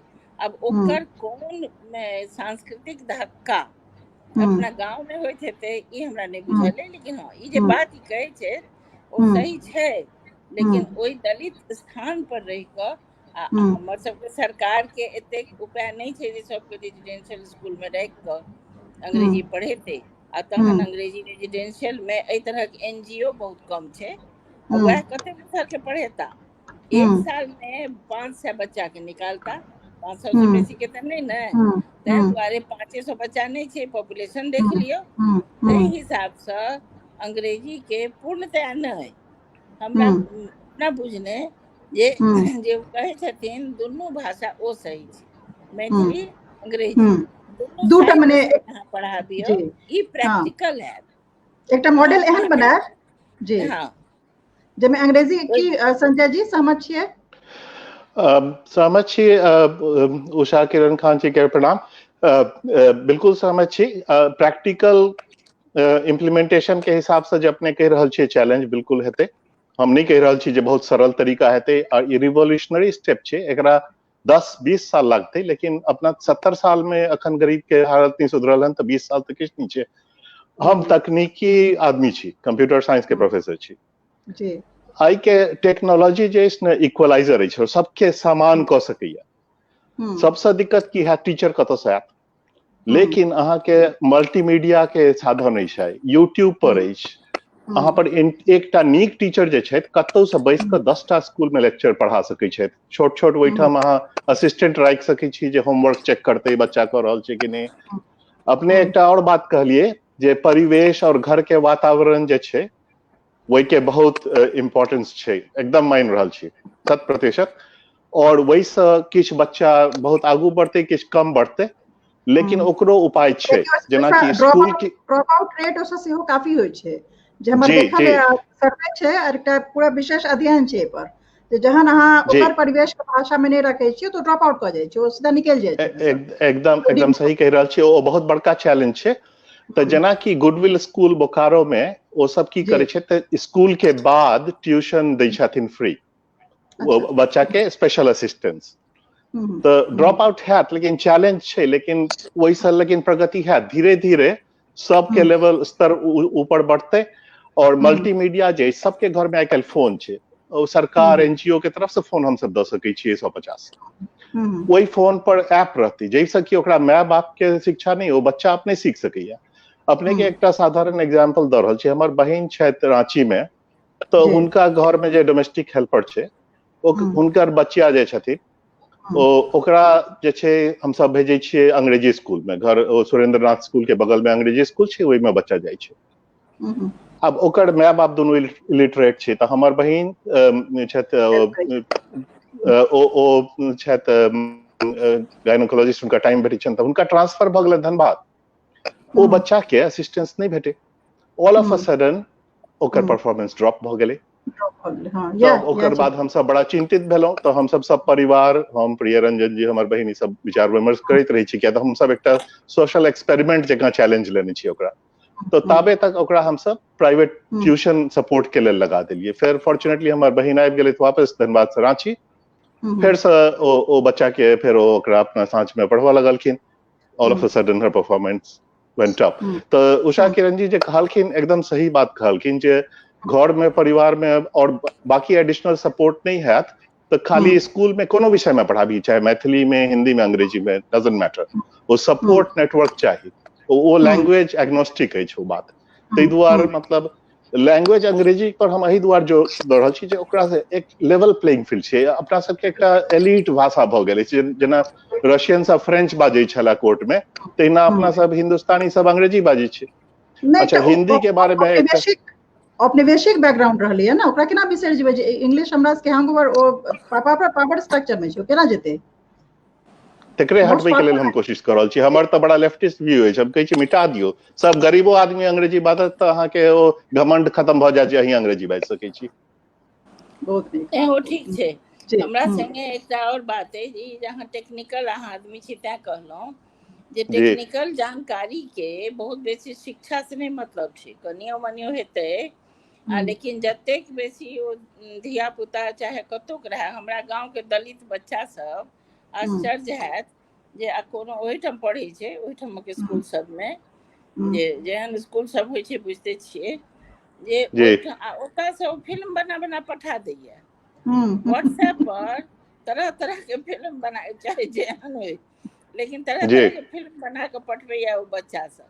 तऽ एहि दुआरे ओ टेक्निकल ज्ञान ओकरा सबके झट दऽ भऽ जाइ छै, तें दिमाग के कमी कनिको नहीं छै ओकरा, परिवेश के दिक्कत छै। इएह जे हम अहाँ किया कहै छी, कोनो रह, चाहे ओ मुसहर छै या दुसाध छै, आ कि ब्राह्मण जे छै ओहो दलित छै, गरीब छै, ओकरो खाय के उपाय नहीं छै, ओ छै, सबके एके बात छै।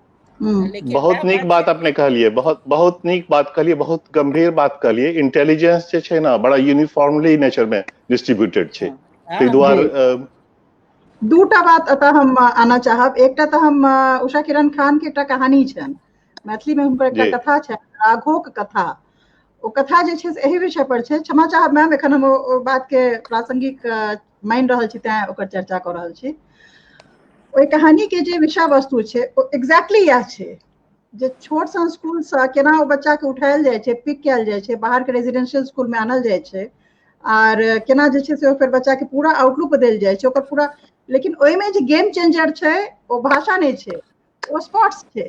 हम सब कखनो किया ने वोकेशनल एजुकेशन के खाली भाषा के गेम चेंजर किया माने छे, स्पोर्ट्स के और वोकेशनल स्टडीज के 8वां के बाद जे छे से ITI के जकरा कहे छिए जे स्वनिर्भरता के तरफ जकरा कहे छिए, हम सब खाली भाषा के डिबेट में किया पड़े छिए। मैम अहाँ के स्वयं के कथा है जे अहाँ के विधा ओई कथा से अहाँ ई कहि चुकलिए या स्वयं माने तबे तैं लिखलिए या जे हाँ जरूर जरूर वही कोसी कछेर के बच्चा जे छे से शहर के एकटा स्कूल जाय छे, रेजिडेंशियल स्कूल जाय छे, हापर कॉलिंस ओ कथा अहाँ के आबि रहल एखन, ठीक छे, ओ अंतरराष्ट्रीय जे छे से पढ़ल जात और ओकरा विषय में सबके ज्ञान हेतन। त ई जे गेम चेंजर जे छे स्पोर्ट्स जे छे, ठीक छे ना, जे खेल कूद जकरा कहे छे, त एना हम सब और जकरा कहे एखने आपने कहलिए जे तकनीकी शिक्षा जे छे से मैथिली और अंग्रेजी से ने अथी छे, बातचीत छे, बहुत तेज छे आ तकनीक में एक से एक प्रयोग करैत रहे छे। तो वोकेशनल जे छे जकरा कहे छे प्लम्बर छे, कारपेंटर छे, जे भी जकरा कह सकै छियै, ओकर हिंदी हमरा नहीं आबि रहल है एखन, मैथिली नहीं आबि रहल है, जे वो शिक्षा क्या नहीं देल जाय छे, व्यवहारिक शिक्षा क्या नहीं देल जाय, ओकर बात क्या नहीं। बहुत देखियो तो महात्मा गांधी के जे शिक्षा छलन बुनियादी शिक्षा नीति, बुनियादी शिक्षा, तो महात्मा गांधी कोनो लैंग्वेज के लेल किछो नहीं कहने रहथिन। वो बुनियादी शिक्षा नीति में यह छलैया जे सब गोटे पढ़ लिख क ने कंप्यूटर चलेते ने बड़का अधिकारी हेते, आ चाहे हेबो करते तो खेते अन्ने कि ने, सुते कोनो चौकिए पर कि ने, एहि प्रकार के जे बहुत सा चीज छे, सियल कपड़ा पहिरते। तो महात्मा गांधी के जे बुनियादी शिक्षा नीति रहन, ओकरा कनी कंटेम्परेरी क के ओकरा मॉडिफाई क के लागू कइए सकै छी। एखनो शुरू में लागू भेले, लेकिन ओकरा सब ओइ में खाली दलित पीड़ित बच्चा रहले, जेकरा लोग ओइ समय आई से सोचियो आई से 70-73 बरस पहले और की स्थिति रहल हेते, लोग ओकरा सबके दूर-दूरा के रखे छलिए। तै दुआरे से एखनो जे अहाँ कहे छी ओकरे आवश्यकता छै। अच्छा, कोनो आदमी के खाना बनबे में बहुत बढ़िया एक्सपर्टीज भ सकै छै, कोनो आदमी कोनो दोसर साइकिल बनेनाइ में एक्सपर्टीज हेते, तरह तरह के चीज बनबे में एक्सपर्टीज हेते। तै दुआरे बुनियादी शिक्षा जे गांधी जी के रहन, ओकरा अगर अहाँ कनी मॉडिफाई क के कंटेम्परेरी क के आई के अनुसार, आई अगर महात्मा गांधी रहतथिन ना तो सबसे पहले कंप्यूटर के मास्टर भ के बैसल रहतथिन। तै दुआरे से ई ने कोनो बात छै गांधी जी खाली चरखा कहै छलखिन, बहुत चीज कहै छलखिन। त गांधीवादी भेला के द्वारे हम अहाँ के कहै छी जे गांधी जी के बुनियादी शिक्षा नीति के एकटा आधार मान क भाषा तो सब चीज के लेल आवश्यक छै, लेकिन बहुत चीज एहन छै जे बिना भाषा के चलले। अहाँ के मिथिला में मिथिला पेंटिंग चलि गेल, जे महिला सब मैथिली छोड़ के कोनो भाषा नहीं बाजऽ अबै छै, ओ सबसे जर्मनी या जापान या अमेरिका जाकर शिक्षा लोग के द के छै। बिल्कुल बिल्कुल बिल्कुल नहीं ना, से अनेक भाषा के अहाँ कह सकै छी, मगर हाँ ई जे कहै छथिन चूंकि ओ टेक्निकल अधिकारी छै त ओ जानै छथिन, दुनिया देख रहल छथिन, ताहि लिहाज से हुनकर ई भावना बहुत बढ़िया छै। लेकिन ई भावना प्रैक्टिकली अगर हमरा सबके जमीन पर उतरे, किंतु बुनियादी शिक्षा संगे उषा के हम एकटा स्पष्ट करऽ चाहै छी। तकनीकी के मतलब हमरा ई छला जे ओइसे एजुकेशनल टेक्नोलॉजी केना डेवलप होइ छै। जेना कि थोड़े दिन पहिने, एक आध दिन पहिने राज झा जी बड नीक एकटा ऐप हमरा संगे शेयर केलथि, जेमे कि फोन पर अपने के जे छै वो की कह रहल छै जे फीमेल्स के ऑर्गेनाइजेशन जे ग्रुप होइ छै, आंगनबाड़ी, थैंक यू, आंगनबाड़ी में ओ ल के फोन पर बच्चा के मैं पढ़ा सकै अछि। तो तकनीकी के मतलब हमर कहना ई अछि, ई नहीं कह रहल छी जे तकनीकी शिक्षा दियौ। और दोसर एग्जांपल दऽ रहल छी, जेना कि हमरा सबके कंप्यूटर साइंस में बहुत रिसर्च है जे लोग सीखे केना छै, ई नहीं छै मतलब कंप्यूटर लऽ लिअ, आदमी के दिमाग केना काज करै छै। तो मल्टीमीडिया से जेना कि स्पष्ट छै जे हाथ के हैंडराइटिंग लिखला से मेमोरी पावर बढ़ै छै, और वैसे अब ओ आर्ट जे खत्म भ रहल अछि, विलुप्त भ रहल अछि, वैसे अपना सब लूज कर रहल छी। तो कंप्यूटर साइंस के थ्रू हम सब एनालाइज करै छी, आब बनल हन स्टाइलस पेन, जे कि लिखनाइ पर बहुत ज्यादा जोर भ रहल अछि, जे लिखनाइ एकटा महत्वपूर्ण कला अछि जकरा अपना सब नहीं बिसरी कंप्यूटर के लऽ कऽ। से तकनीकी के मतलब हमर ई छला, नहीं कि मतलब ओकरा पढ़ाबै में। ने ओ हम बुझलहुँ कि राय के तो परीक्षा सब धिया पुता द रहल है ऑनलाइन। दोसर प्रश्न, पहिल प्रश्न तऽ ई छलै जे वोकेशनल स्टडीज के बात किया नहीं होइ छै शिक्षा नीति सबमे, खाली भाषा जे छै से मातृभाषा में होय कि आंग्ल भाषा में है। दोसर वोकेशनल बहुत जरूरी छै, एकटा कॉमन स्कूलिंग सिस्टम जे छै से किया नहीं आबि रहल छै। हमरा लगैया जे रियल गेम चेंजर वह हेतै जे अहाँ सरकारी स्कूल में पढ़ी कि प्राइवेट में पढ़ी कि सबटा स्कूल के एक कऽ दे, कॉमन स्कूलिंग सिस्टम जकरा कहै छै। जाधरि ओ नहीं आयत, ई डिस्पैरिटी जे हमर बच्चा जे छै से किछार पढ़ि रहल छै, गरीब के बच्चा किछार पढ़ि रहल छै, कियाकि ओकरा पास सामर्थ्य नहीं छै। हमरा पास सामर्थ्य, हम बेसी पढ़ि रहल छी, हम बेसी पाबि रहल छी, हम आर बेसी ऊपर जा रहल छी, ओ आर बेसी नीचा जा रहल छै। तो ओहि अथी में ओ जे एकटा धर्म संकट जे छै समाज के सामने, राज्य के सामने छै कि नहीं छै से हमरा नहीं बुझल, हमरा निश्चित तौर पर लगे राज्य के सामने नहीं छै। तो एना में कॉमन स्कूलिंग सिस्टम जे छै से अहाँके लगैया नहीं जे एकटा शिक्षा नीति में जे छै से एकटा सही मायने में जे छै से गेम चेंजर होइतै? ये प्रश्न किनका से पूछ रहल छियन सविता जी? होय उषा किरण जी से होय।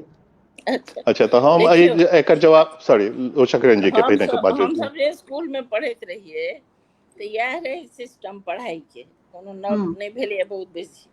हमरा हम तो सब दिन 7 साल से लऽ के 21 साल की उम्र तक बच्चा से लऽ के एमए तक हॉस्टल में रहल छी। तो हमरा सबके जे प्राइमरी स्कूल रहे ने, ते में हमरा सबके कनी टुकड़ा दऽ देल जाय छले खेती करे ला। मतलब हम लड़की सब छी तैयो, लड़की लड़का सबके जो बागवानी करे छले, कोनो सब्जी उपजाबे छले, जो पत्ता के गाछ पटने में रही, तो तरह तरह के जे ओ सब कैल जाय छले। तो ओ एकटा प्रैक्टिकल शिक्षा दै छले ना। हमरा एखनो कते गोटे पूछे या जे अहाँ के एते पेड़ पौधा के बारे में किया जानकारी है? हम बोले एहि दुआरे जे हम हॉस्टले में हमरा के सिखेने रहे, स्कूले में देने रहे। ई प्रैक्टिकल शिक्षा छै। स्कूले में अनेक तरह के चीज, सिलाई कढ़ाई किदन कहाँ सबटा सिखाबे छै, औरो बहुत चीज सिखबे छले जे में हमरा रुचि नहीं छले। मान लिया जे में रुचि जकर रहे छै ते से आगू बढ़े छै। तो हमरा ई कहे के मतलब जे शिक्षा में ई तो हेबे चाही, ओना होके चाही, नहीं होके चाही। हमरा यहाँ रहे, ओकरा की कह देल के नहीं जाने छी आबे के। पहले तो रहे जे हॉस्टल सब में दऽ देल जाय छले या बागवानी करे ला एक दिन। बिल्कुल। अब अहाँ कहियो संजय जी। सविता जी, ई बहुत नीक प्रश्न है, बहुत नीक प्रश्न है। एकर जवाब जे है अपने के जर्मनी में है। जे जर्मनी में यह अपने जे कह रहल छी सह पद्धति है, और वही में एकटा अपने के हल से हो दोसर प्रश्न के जे वोकेशनल जे अपने कहलिए हन। तो I mean there are plus and minuses of that side. लेकिन जर्मनी में की छै जे थोड़े के बाद हमरा बुझल नहीं छै, 8वीं या कोनो लेवल के बाद वो डिसाइड कऽ लै छथि जे ई बच्चा सबके वोकेशनल में जाय के चाही या हायर एजुकेशन में जाय के चाही। ओतै से बाइफर्केशन शुरू भऽ जाय छै। लोग एहि के लेल आर्ग्यू करै छै जे it may be too early, but then if they are gifted they can come back. जेना ऑस्ट्रेलिया में होइए जे बच्चा मतलब इंजीनियरिंग में नहीं गेल तो एकटा टेफ कहै छै, बड़ा नीक वोकेशनल कॉलेज छै, वही में जाकर ट्रेनिंग लेलक, वही में मान लिया डिप्लोमा टाइप के भऽ गेल। और जे ब्राइट रहैया बाद में यूनिवर्सिटी सिस्टम में आबि जाइया, ओ सब हम देखलहुँ अपना अंडर ग्रेजुएट क्लास में, वो सब नीक करैया बाकी विद्यार्थी से। क्या तो भऽ सकैया कए बेर थोड़े मैच्योरिटी के बाद लोग के दिमाग में होइ छै जे पढ़बो करी नीक और नंबर नीक आनी। तो ताहि दुआरे मतलब जर्मनी वाला सिस्टम के अपने अध्ययन करियो यदि के बारे में, लेकिन बहुत नीक विचार है। हमर पूरा समर्थन है के लेल जे सबके एक रंग के शिक्षा भेटे, गरीब से गरीब आदमी के ओ रिसोर्स जे है ओकरा सबके पूरा भारतवर्ष में एके तरह के शिक्षा भेटा। लैंग्वेज चाहे अहाँ मलयाली पढ़ी, तमिल पढ़ी, पंजाबी पढ़ी, मैथिली पढ़ी सब। और हिंदी के बारे में हम अपने के एकटा विरोध से हो करऽ चाहे छी एक सेकंड के लेल। अपने के एकटा फॉरवर्ड केलहुँ हन पांडे जी के PhD thesis university of Michigan से मिथिला जी। हम पहला चैप्टर काल्हि राति में पढ़लहुँ, वही में जे छै अपना सबके एहिठाम जे बिहार में मिथिला में हिंदी बजैया ओकरा लोग कंटेम्प्ट से देखैया। अहाँ दिल्ली में जाओ हिंदी बाजू तो मजाक उड़बै छै लोग, किया तऽ न ओ तो हिंदीए अछि न मैथिलीए अछि, मिल के एकटा खिचड़ी भाषा। ओ जे छै से बहुत 100 साल पहले से माइंडसेट अंग्रेजों के देखबे लिखने अछि जे this is a language of rustic people और something of that sort, you know, a very derogatory sentence there, you नो।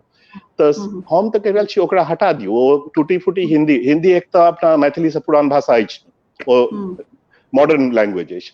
अपना सबके पुरान भाषा हिंदी अछि, सॉरी मैथिली छै ओकरा पहले पढ़ा करित अछि, राइट तो किया ने अपना सब मैथिली पर जोर दिया, अपना के तो 700 साल के लिटरेचर छै, बहुत पुरान लिटरेचर, ओकरा ऊपर गर्व करू।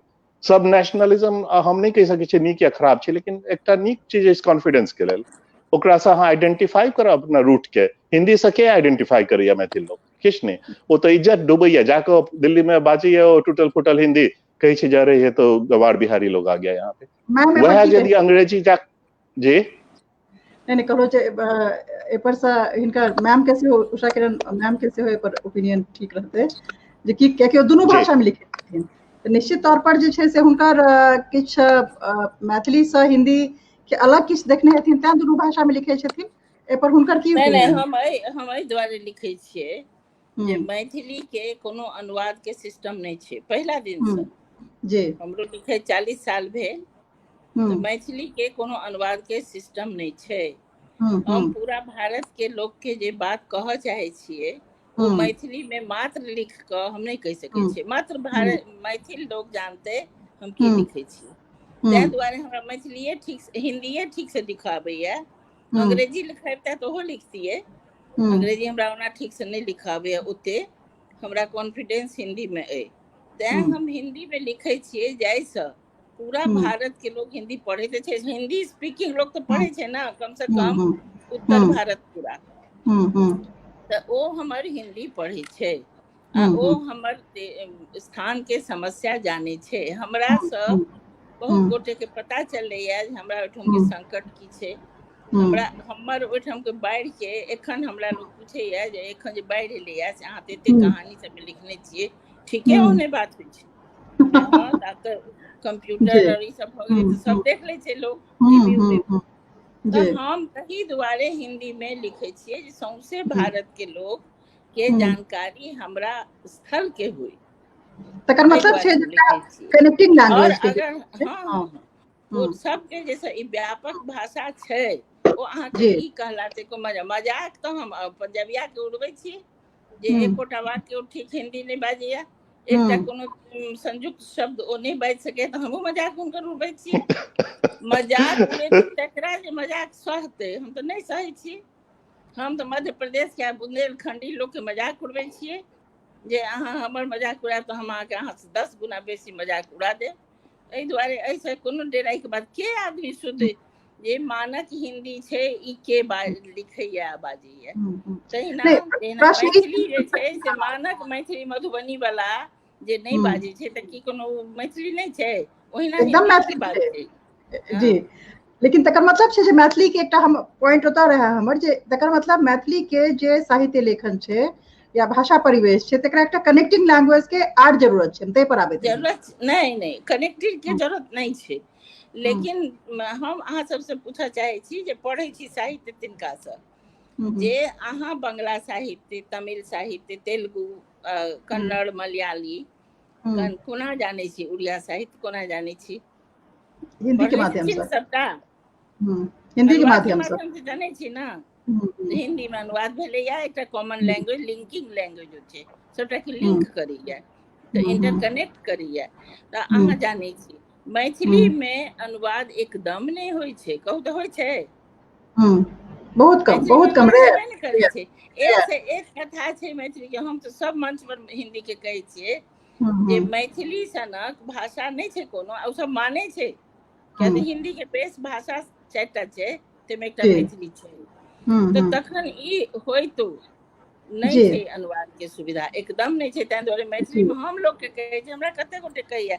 हमको अनुवाद करके जरा दो ना, जेना धूमि की नाम छन हुनकर ओ जे एकटा कथाकार छला है धूमकेतु के कहानी, जीवकांत जी के कहानी, इनका सबके हाँ उत्कृष्ट शानदार, हाँ आ हिंदी वाला के नहीं बुझल छै, हिंदी में टक्कर के कहानी नहीं लिखल छै तक, हमरा हम तै दुआरे भाई जहन हमरा वो लैंग्वेज अबैया, जखन हमरा ओकरा पर अधिकार है तो हम क्या नहीं लिखू, तै दुआरे हम अपन संजय जी एही से समझ पड़ै छै मातृभाषा हमरा अपन जे सांस्कृतिक जे एकटा अपार धरोहर है, अपार संसार है, तकरा बुझबा लेल जरूरी है, हिंदी हमरा एकटा लिंकिंग लैंग्वेज चाही, अंग्रेजी हमरा एकटा ग्लोबल लैंग्वेज चाही, त्रिभाषाई फॉर्मूला के बिना कोनो जे छै से चारा नहीं छे।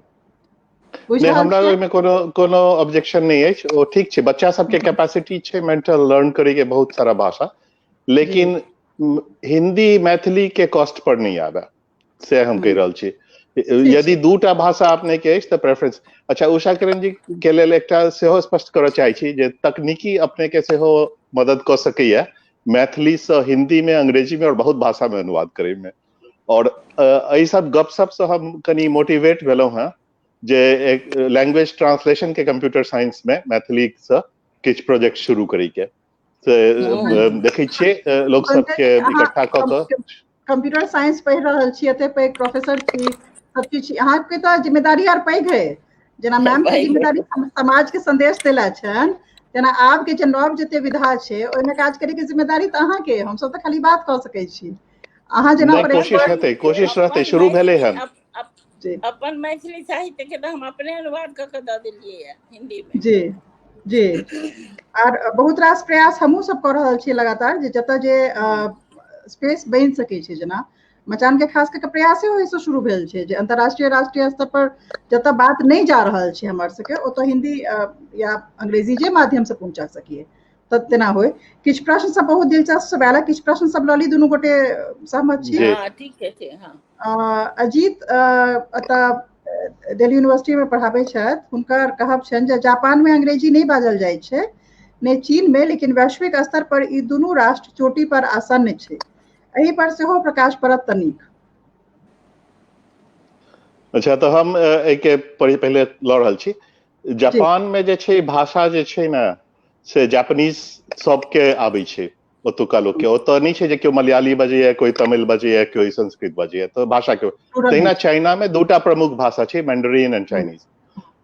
एकर बावजूद ओहो कंट्री सब में अंग्रेजी के महसूस भ रहल छै। हम बराबर ट्रैवल करी छी दुनू कंट्री में, रिसर्च कोलैबोरेशन वगैरह से हो अछि। हमरा पास बहुत सारा चाइनीज पीएचडी स्टूडेंट सब से हो छै, और अनफॉर्चुनेटली अंग्रेजी के हुनकर सबके कमजोर छन और बहुत महत्व ओकर बुझि रहल छै। नाउ इंडस्ट्रियल जे बेल्ट छै ओकरा लेल इंडस्ट्रियल रिवोल्यूशन में ओ सब आगू बढ़ल अछि बहुत पहिने से, आ से अहू देश के लेल जरूरत अछि। आ ओकरा लेल जेना सविता जी कहलखिन वोकेशनल एजुकेशन ओकर जरूरत अछि, खाली लैंग्वेज से सॉल्व नहीं है। अब जेना अखन कॉन्फ्लिक्ट चल रहा है इंटरनेशनल, सब लोग कह रहे अरे भारतवर्ष में आब सब किछ भ जात, मैन्युफैक्चरिंग भ त जात, लेकिन अहाँ के पास त लोके नहीं अछि जे एहि तरह काज क सके। कते लोग अछि, हम देखे छी दिल्ली वगैरह में लोग के मकान में एते खराब टाइलिंग वर्क रहैया जे टाइल लगेनाइ जे छै एकटा टेक्निकल काज छै, ओकर शिक्षा चाही कतौ जाके, कतौ टेढ़ टाइल अछि, कतौ मेढ़ टाइल अछि, खाली 5 स्टार में सीधा टाइल अछि। साधारण एग्जांपल देलहुं हम। एहि तरह शिक्षा किया नहीं भ सके? हजारों लोग के अपने ट्रेन क सकै छी। नर्सिंग अछि जेना कि और बहुत तरह ट्रेड अछि, कारपेंट्री अछि, तो रिवोल्यूशन वही से खाली भाषा से नहीं आता। जापान वगैरह में वो सब फाउंडेशन बहुत पहले बढ़ गए, यूरोप में अपना सब 200 साल 300 साल पहले बढ़ गए, ताहि द्वारा अपना सब पाछू रह गेलौं। तो तकर मतलब जे छै मुख्य मैसेज जे छै से इंडस्ट्रियल ग्रोथ पर छै, भाषा पर नहीं छै। फाउंडेशंस मतलब रहल हेतै, एजुकेशनल फाउंडेशन, ओकरा बिना तो वोकेशनल ट्रेनिंग नहीं हेतै, सब इंटरलिंक्ड छै। ओना हम एक्सपर्ट नहीं छी अपन जे छै मत व्यक्त कर रहल छी। एकटा प्रमोद जी के प्रश्न छन, स्क्रीन पर देखल जाय। नमस्कार, हमरा लोकन मैथिली माध्यम से प्रारंभिक शिक्षा के संदर्भ में चर्चा कर रहल छी। मैथिली के माध्यम में चर्चा से पूर्व एही चर्चा आवश्यक जे सीबीएसई और आईसीएसई कोर्स में एखन धरि मैथिली एकटा विषय के रूप में सेहो प्रारंभ नहीं भेल अछि। मैथिली भाषा में बाल्यावस्था से पढ़ाओल जाए, ताहि लेल आवश्यक जे मैथिली में मौलिक लेखन कयल जाए, अनुवाद के द्वारा पुस्तक लिखल जाए। ठीक है सर, उषा किरण जी के कहबनी लोकल मैटर अछि, कनी ओइ पर प्रकाश देथिन त नीक रहत। एकदम पहिनहिए कहि देने छियै जी जी, ई बात हम पहले कहलियै है जे अहाँ मैथिली में शिक्षा शुरू करबै, लेकिन अहाँ के किताब कतऽ हिंदी तक में किताब नहीं छै। चर्चा हमरा ख्याल से भ चुकल छै। जी, इतिहास, भूगोल, नागरिक शास्त्र तक अहाँ मैथिली में लिखबे नहीं केलिए है, तो शिक्षा कोना हैत? तैं दुआरे पहिने संगे संगे इहो कयल करू जे किछु पोथियो लिखियो, खाली कविता कहानी लिखला से थोड़े नहीं हेतै, समाज नहीं चलते। जी, हम पहले कह देलिए।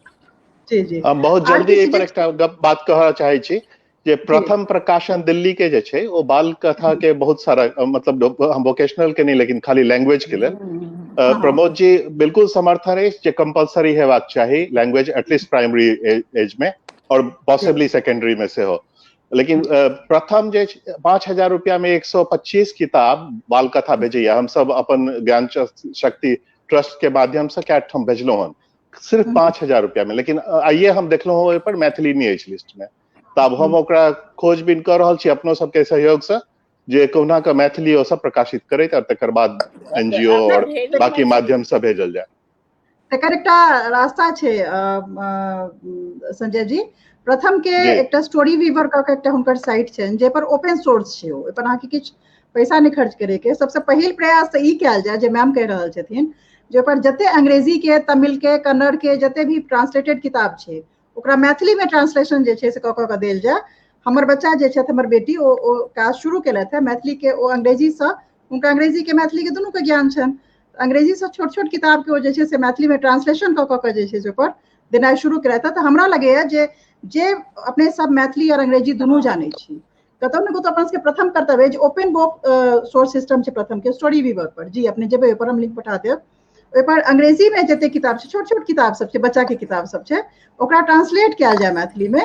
आर जेना अपने बात के लिए जे आइ जे छै से टेक्निक एकटा माध्यम छै पढ़ावे के, सब बच्चा के ओइ स्टोरी वीवर से परिचय करायल जाय, ओ सब पढ़ि कऽ किताब पठावे के कोनो आवश्यकता नहीं छै। अथी पर की कहे छै टैब पर या फोन पर जे छै से सब ओकरा एक्सेस कर सकै छथिन और पढ़ि सकै छथिन। जी बहुत नीक बात जी, जैसे हम सब एकर तरफ जी अपने सबके आर किछ कहबाक जरूरत महसूस कर रहल छियै विषय पर। जेना अपने एग्जांपल दिलिए वीवर वाला, तो एकटा और चीज जे बड़ा इफेक्टिव छै बच्चा सबके सिखबे के लेल भाषा, ओ छै एनिमेशन, कार्टून फिल्म। और ओ अपना सबके भाषा में नहीं अछि।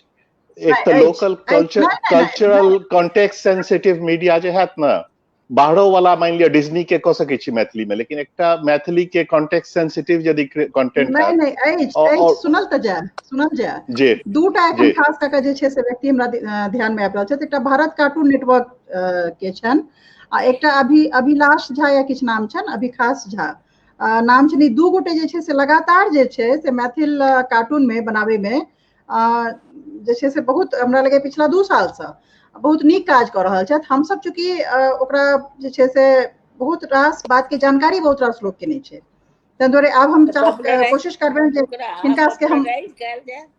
हिनका सबके हम आनबनि, मचान पर आनबनि और कैल जेतै। पर ई सब लगातार 2 साल 3 साल से कार्टून बना कऽ कल्चरल स्पेसिफिक कार्टून बना कऽ जे छै से डालि रहल छै। भारत कार्टून नेटवर्क वाला तऽ बहुत नीक काज छनि, बहुत नीक काज छनि। और व्यक्ति के नाम एखन हम बिसरि रहल छियनि, खूब नीक व्यक्ति छथि, खूब नीक लोक छथि। और अभिखास झा जे छै से हिनकर सबके की नाम छनि हम बिसरि रहल छियनि अथी के संस्था के, लेकिन इहो सब छोट छोट कार्टून बना कऽ मजाकिया पद्धति में जे छै से काफी नीक जे छै से सब काज काफी भऽ रहल है। एक्सपोजर देल जाय पर जी आनल जाय। और जे छै से हम चेष्टा करैत रहब अपनो सबके तरफ से जे छै से संवाद चलैत रहे। मैम किछु कहऽ चाहे छियै? नहीं, अहाँ से जे प्रश्न उठेलहुँ है ई तऽ लगातार गप करे वाला प्रश्न छै, एके बैठक में खत्म होय वाला नहीं छै। जेना अहाँ के क्या गोटे प्रश्न जे केला है ओहो छै गंभीर बात सब। जी अहाँ एकरा अहाँ तारतम्य बनेने छी, लगातार अहाँ पर विषय पर बातचीत कर रहल छी, तो ई जरूरी छै। आ साँचे जो गंभीरता पूर्वक 70-72 साल तक लोग सोचने रहते तहन जरूर ग्रास रूट में अबते काज, लेकिन एखन गंभीरता से सोचलकै नहीं, ऊपरे सोचलकै। तो आब सब चीज गंभीरता से सोचे के जरूरत छै। तहन हमरा होइया जे हेतै, सबटा हेतै, बढ़िया बात आगू बढ़तै। ठीक छै, बहुत धन्यवाद। जी बहुत बहुत आभार, धन्यवाद दुनू गोटे के। एकटा बात संगे समाप्त करऽ चाहब, जखन हापर कॉलिंस के जे चर्चा केने रही ओ सब भाषा में एंथोलॉजी निकाल रहल छलखिन अपन, और हमरा से संपर्क केला जे कोन खेल पर आधारित अहाँ तो कोन रचना है जे साहित्यिक रचना सेहो होइ छै, ओहिमे खेल के अलग अलग विषय के जे छै अतः खत्म करऽ चाहब बात के। एकटा विचार छोड़ैत अहाँ सबके दिमाग में मस्तिष्क में देबऽ चाहब जे ओहू में नव प्रायोगिक चीज के भाषा विचार सबके इस्तेमाल नहीं भऽ रहल है। हमरा बहुत खोजैत मैम के एकटा कथा भेटल, राघव कथा, जाहिमे खेल के माध्यम से जे छै से पूरा परिवर्तन के तरफ जे छै से छै। हमरा साहित्यकार सबसे लेखक सबसे आग्रह जे नव नव विषय वस्तु के प्रवेश दियो, मानस में जे छै से ओकरा आनियो, ये बहुत आवश्यक है। विदा लै छी एखन अपन जतेक हमर अतिथि छथि तिनका बहुत बहुत आभार संजय जी के, मैम के, और हम सब जुड़ल रहब, बनैत रहब, सहयोग भेटैत रहे जी। फेर से हम सब जैसे मचान पर थैंक यू वेरी मच। हम तो सुतै ले जाइत रही त अचानक से अपने के देख पॉपअप भ गेल, इनवाइट केलौ, त द्वारा अनटाइडी कनी लागि रहल छी, हम अपन स्टूडियो में नहीं छी, लेकिन बहुत नीक लागल गप क के। धन्यवाद। प्रणाम, बहुत नीक लागि रहल छै जी। प्रणाम। गुड नाइट, बाय।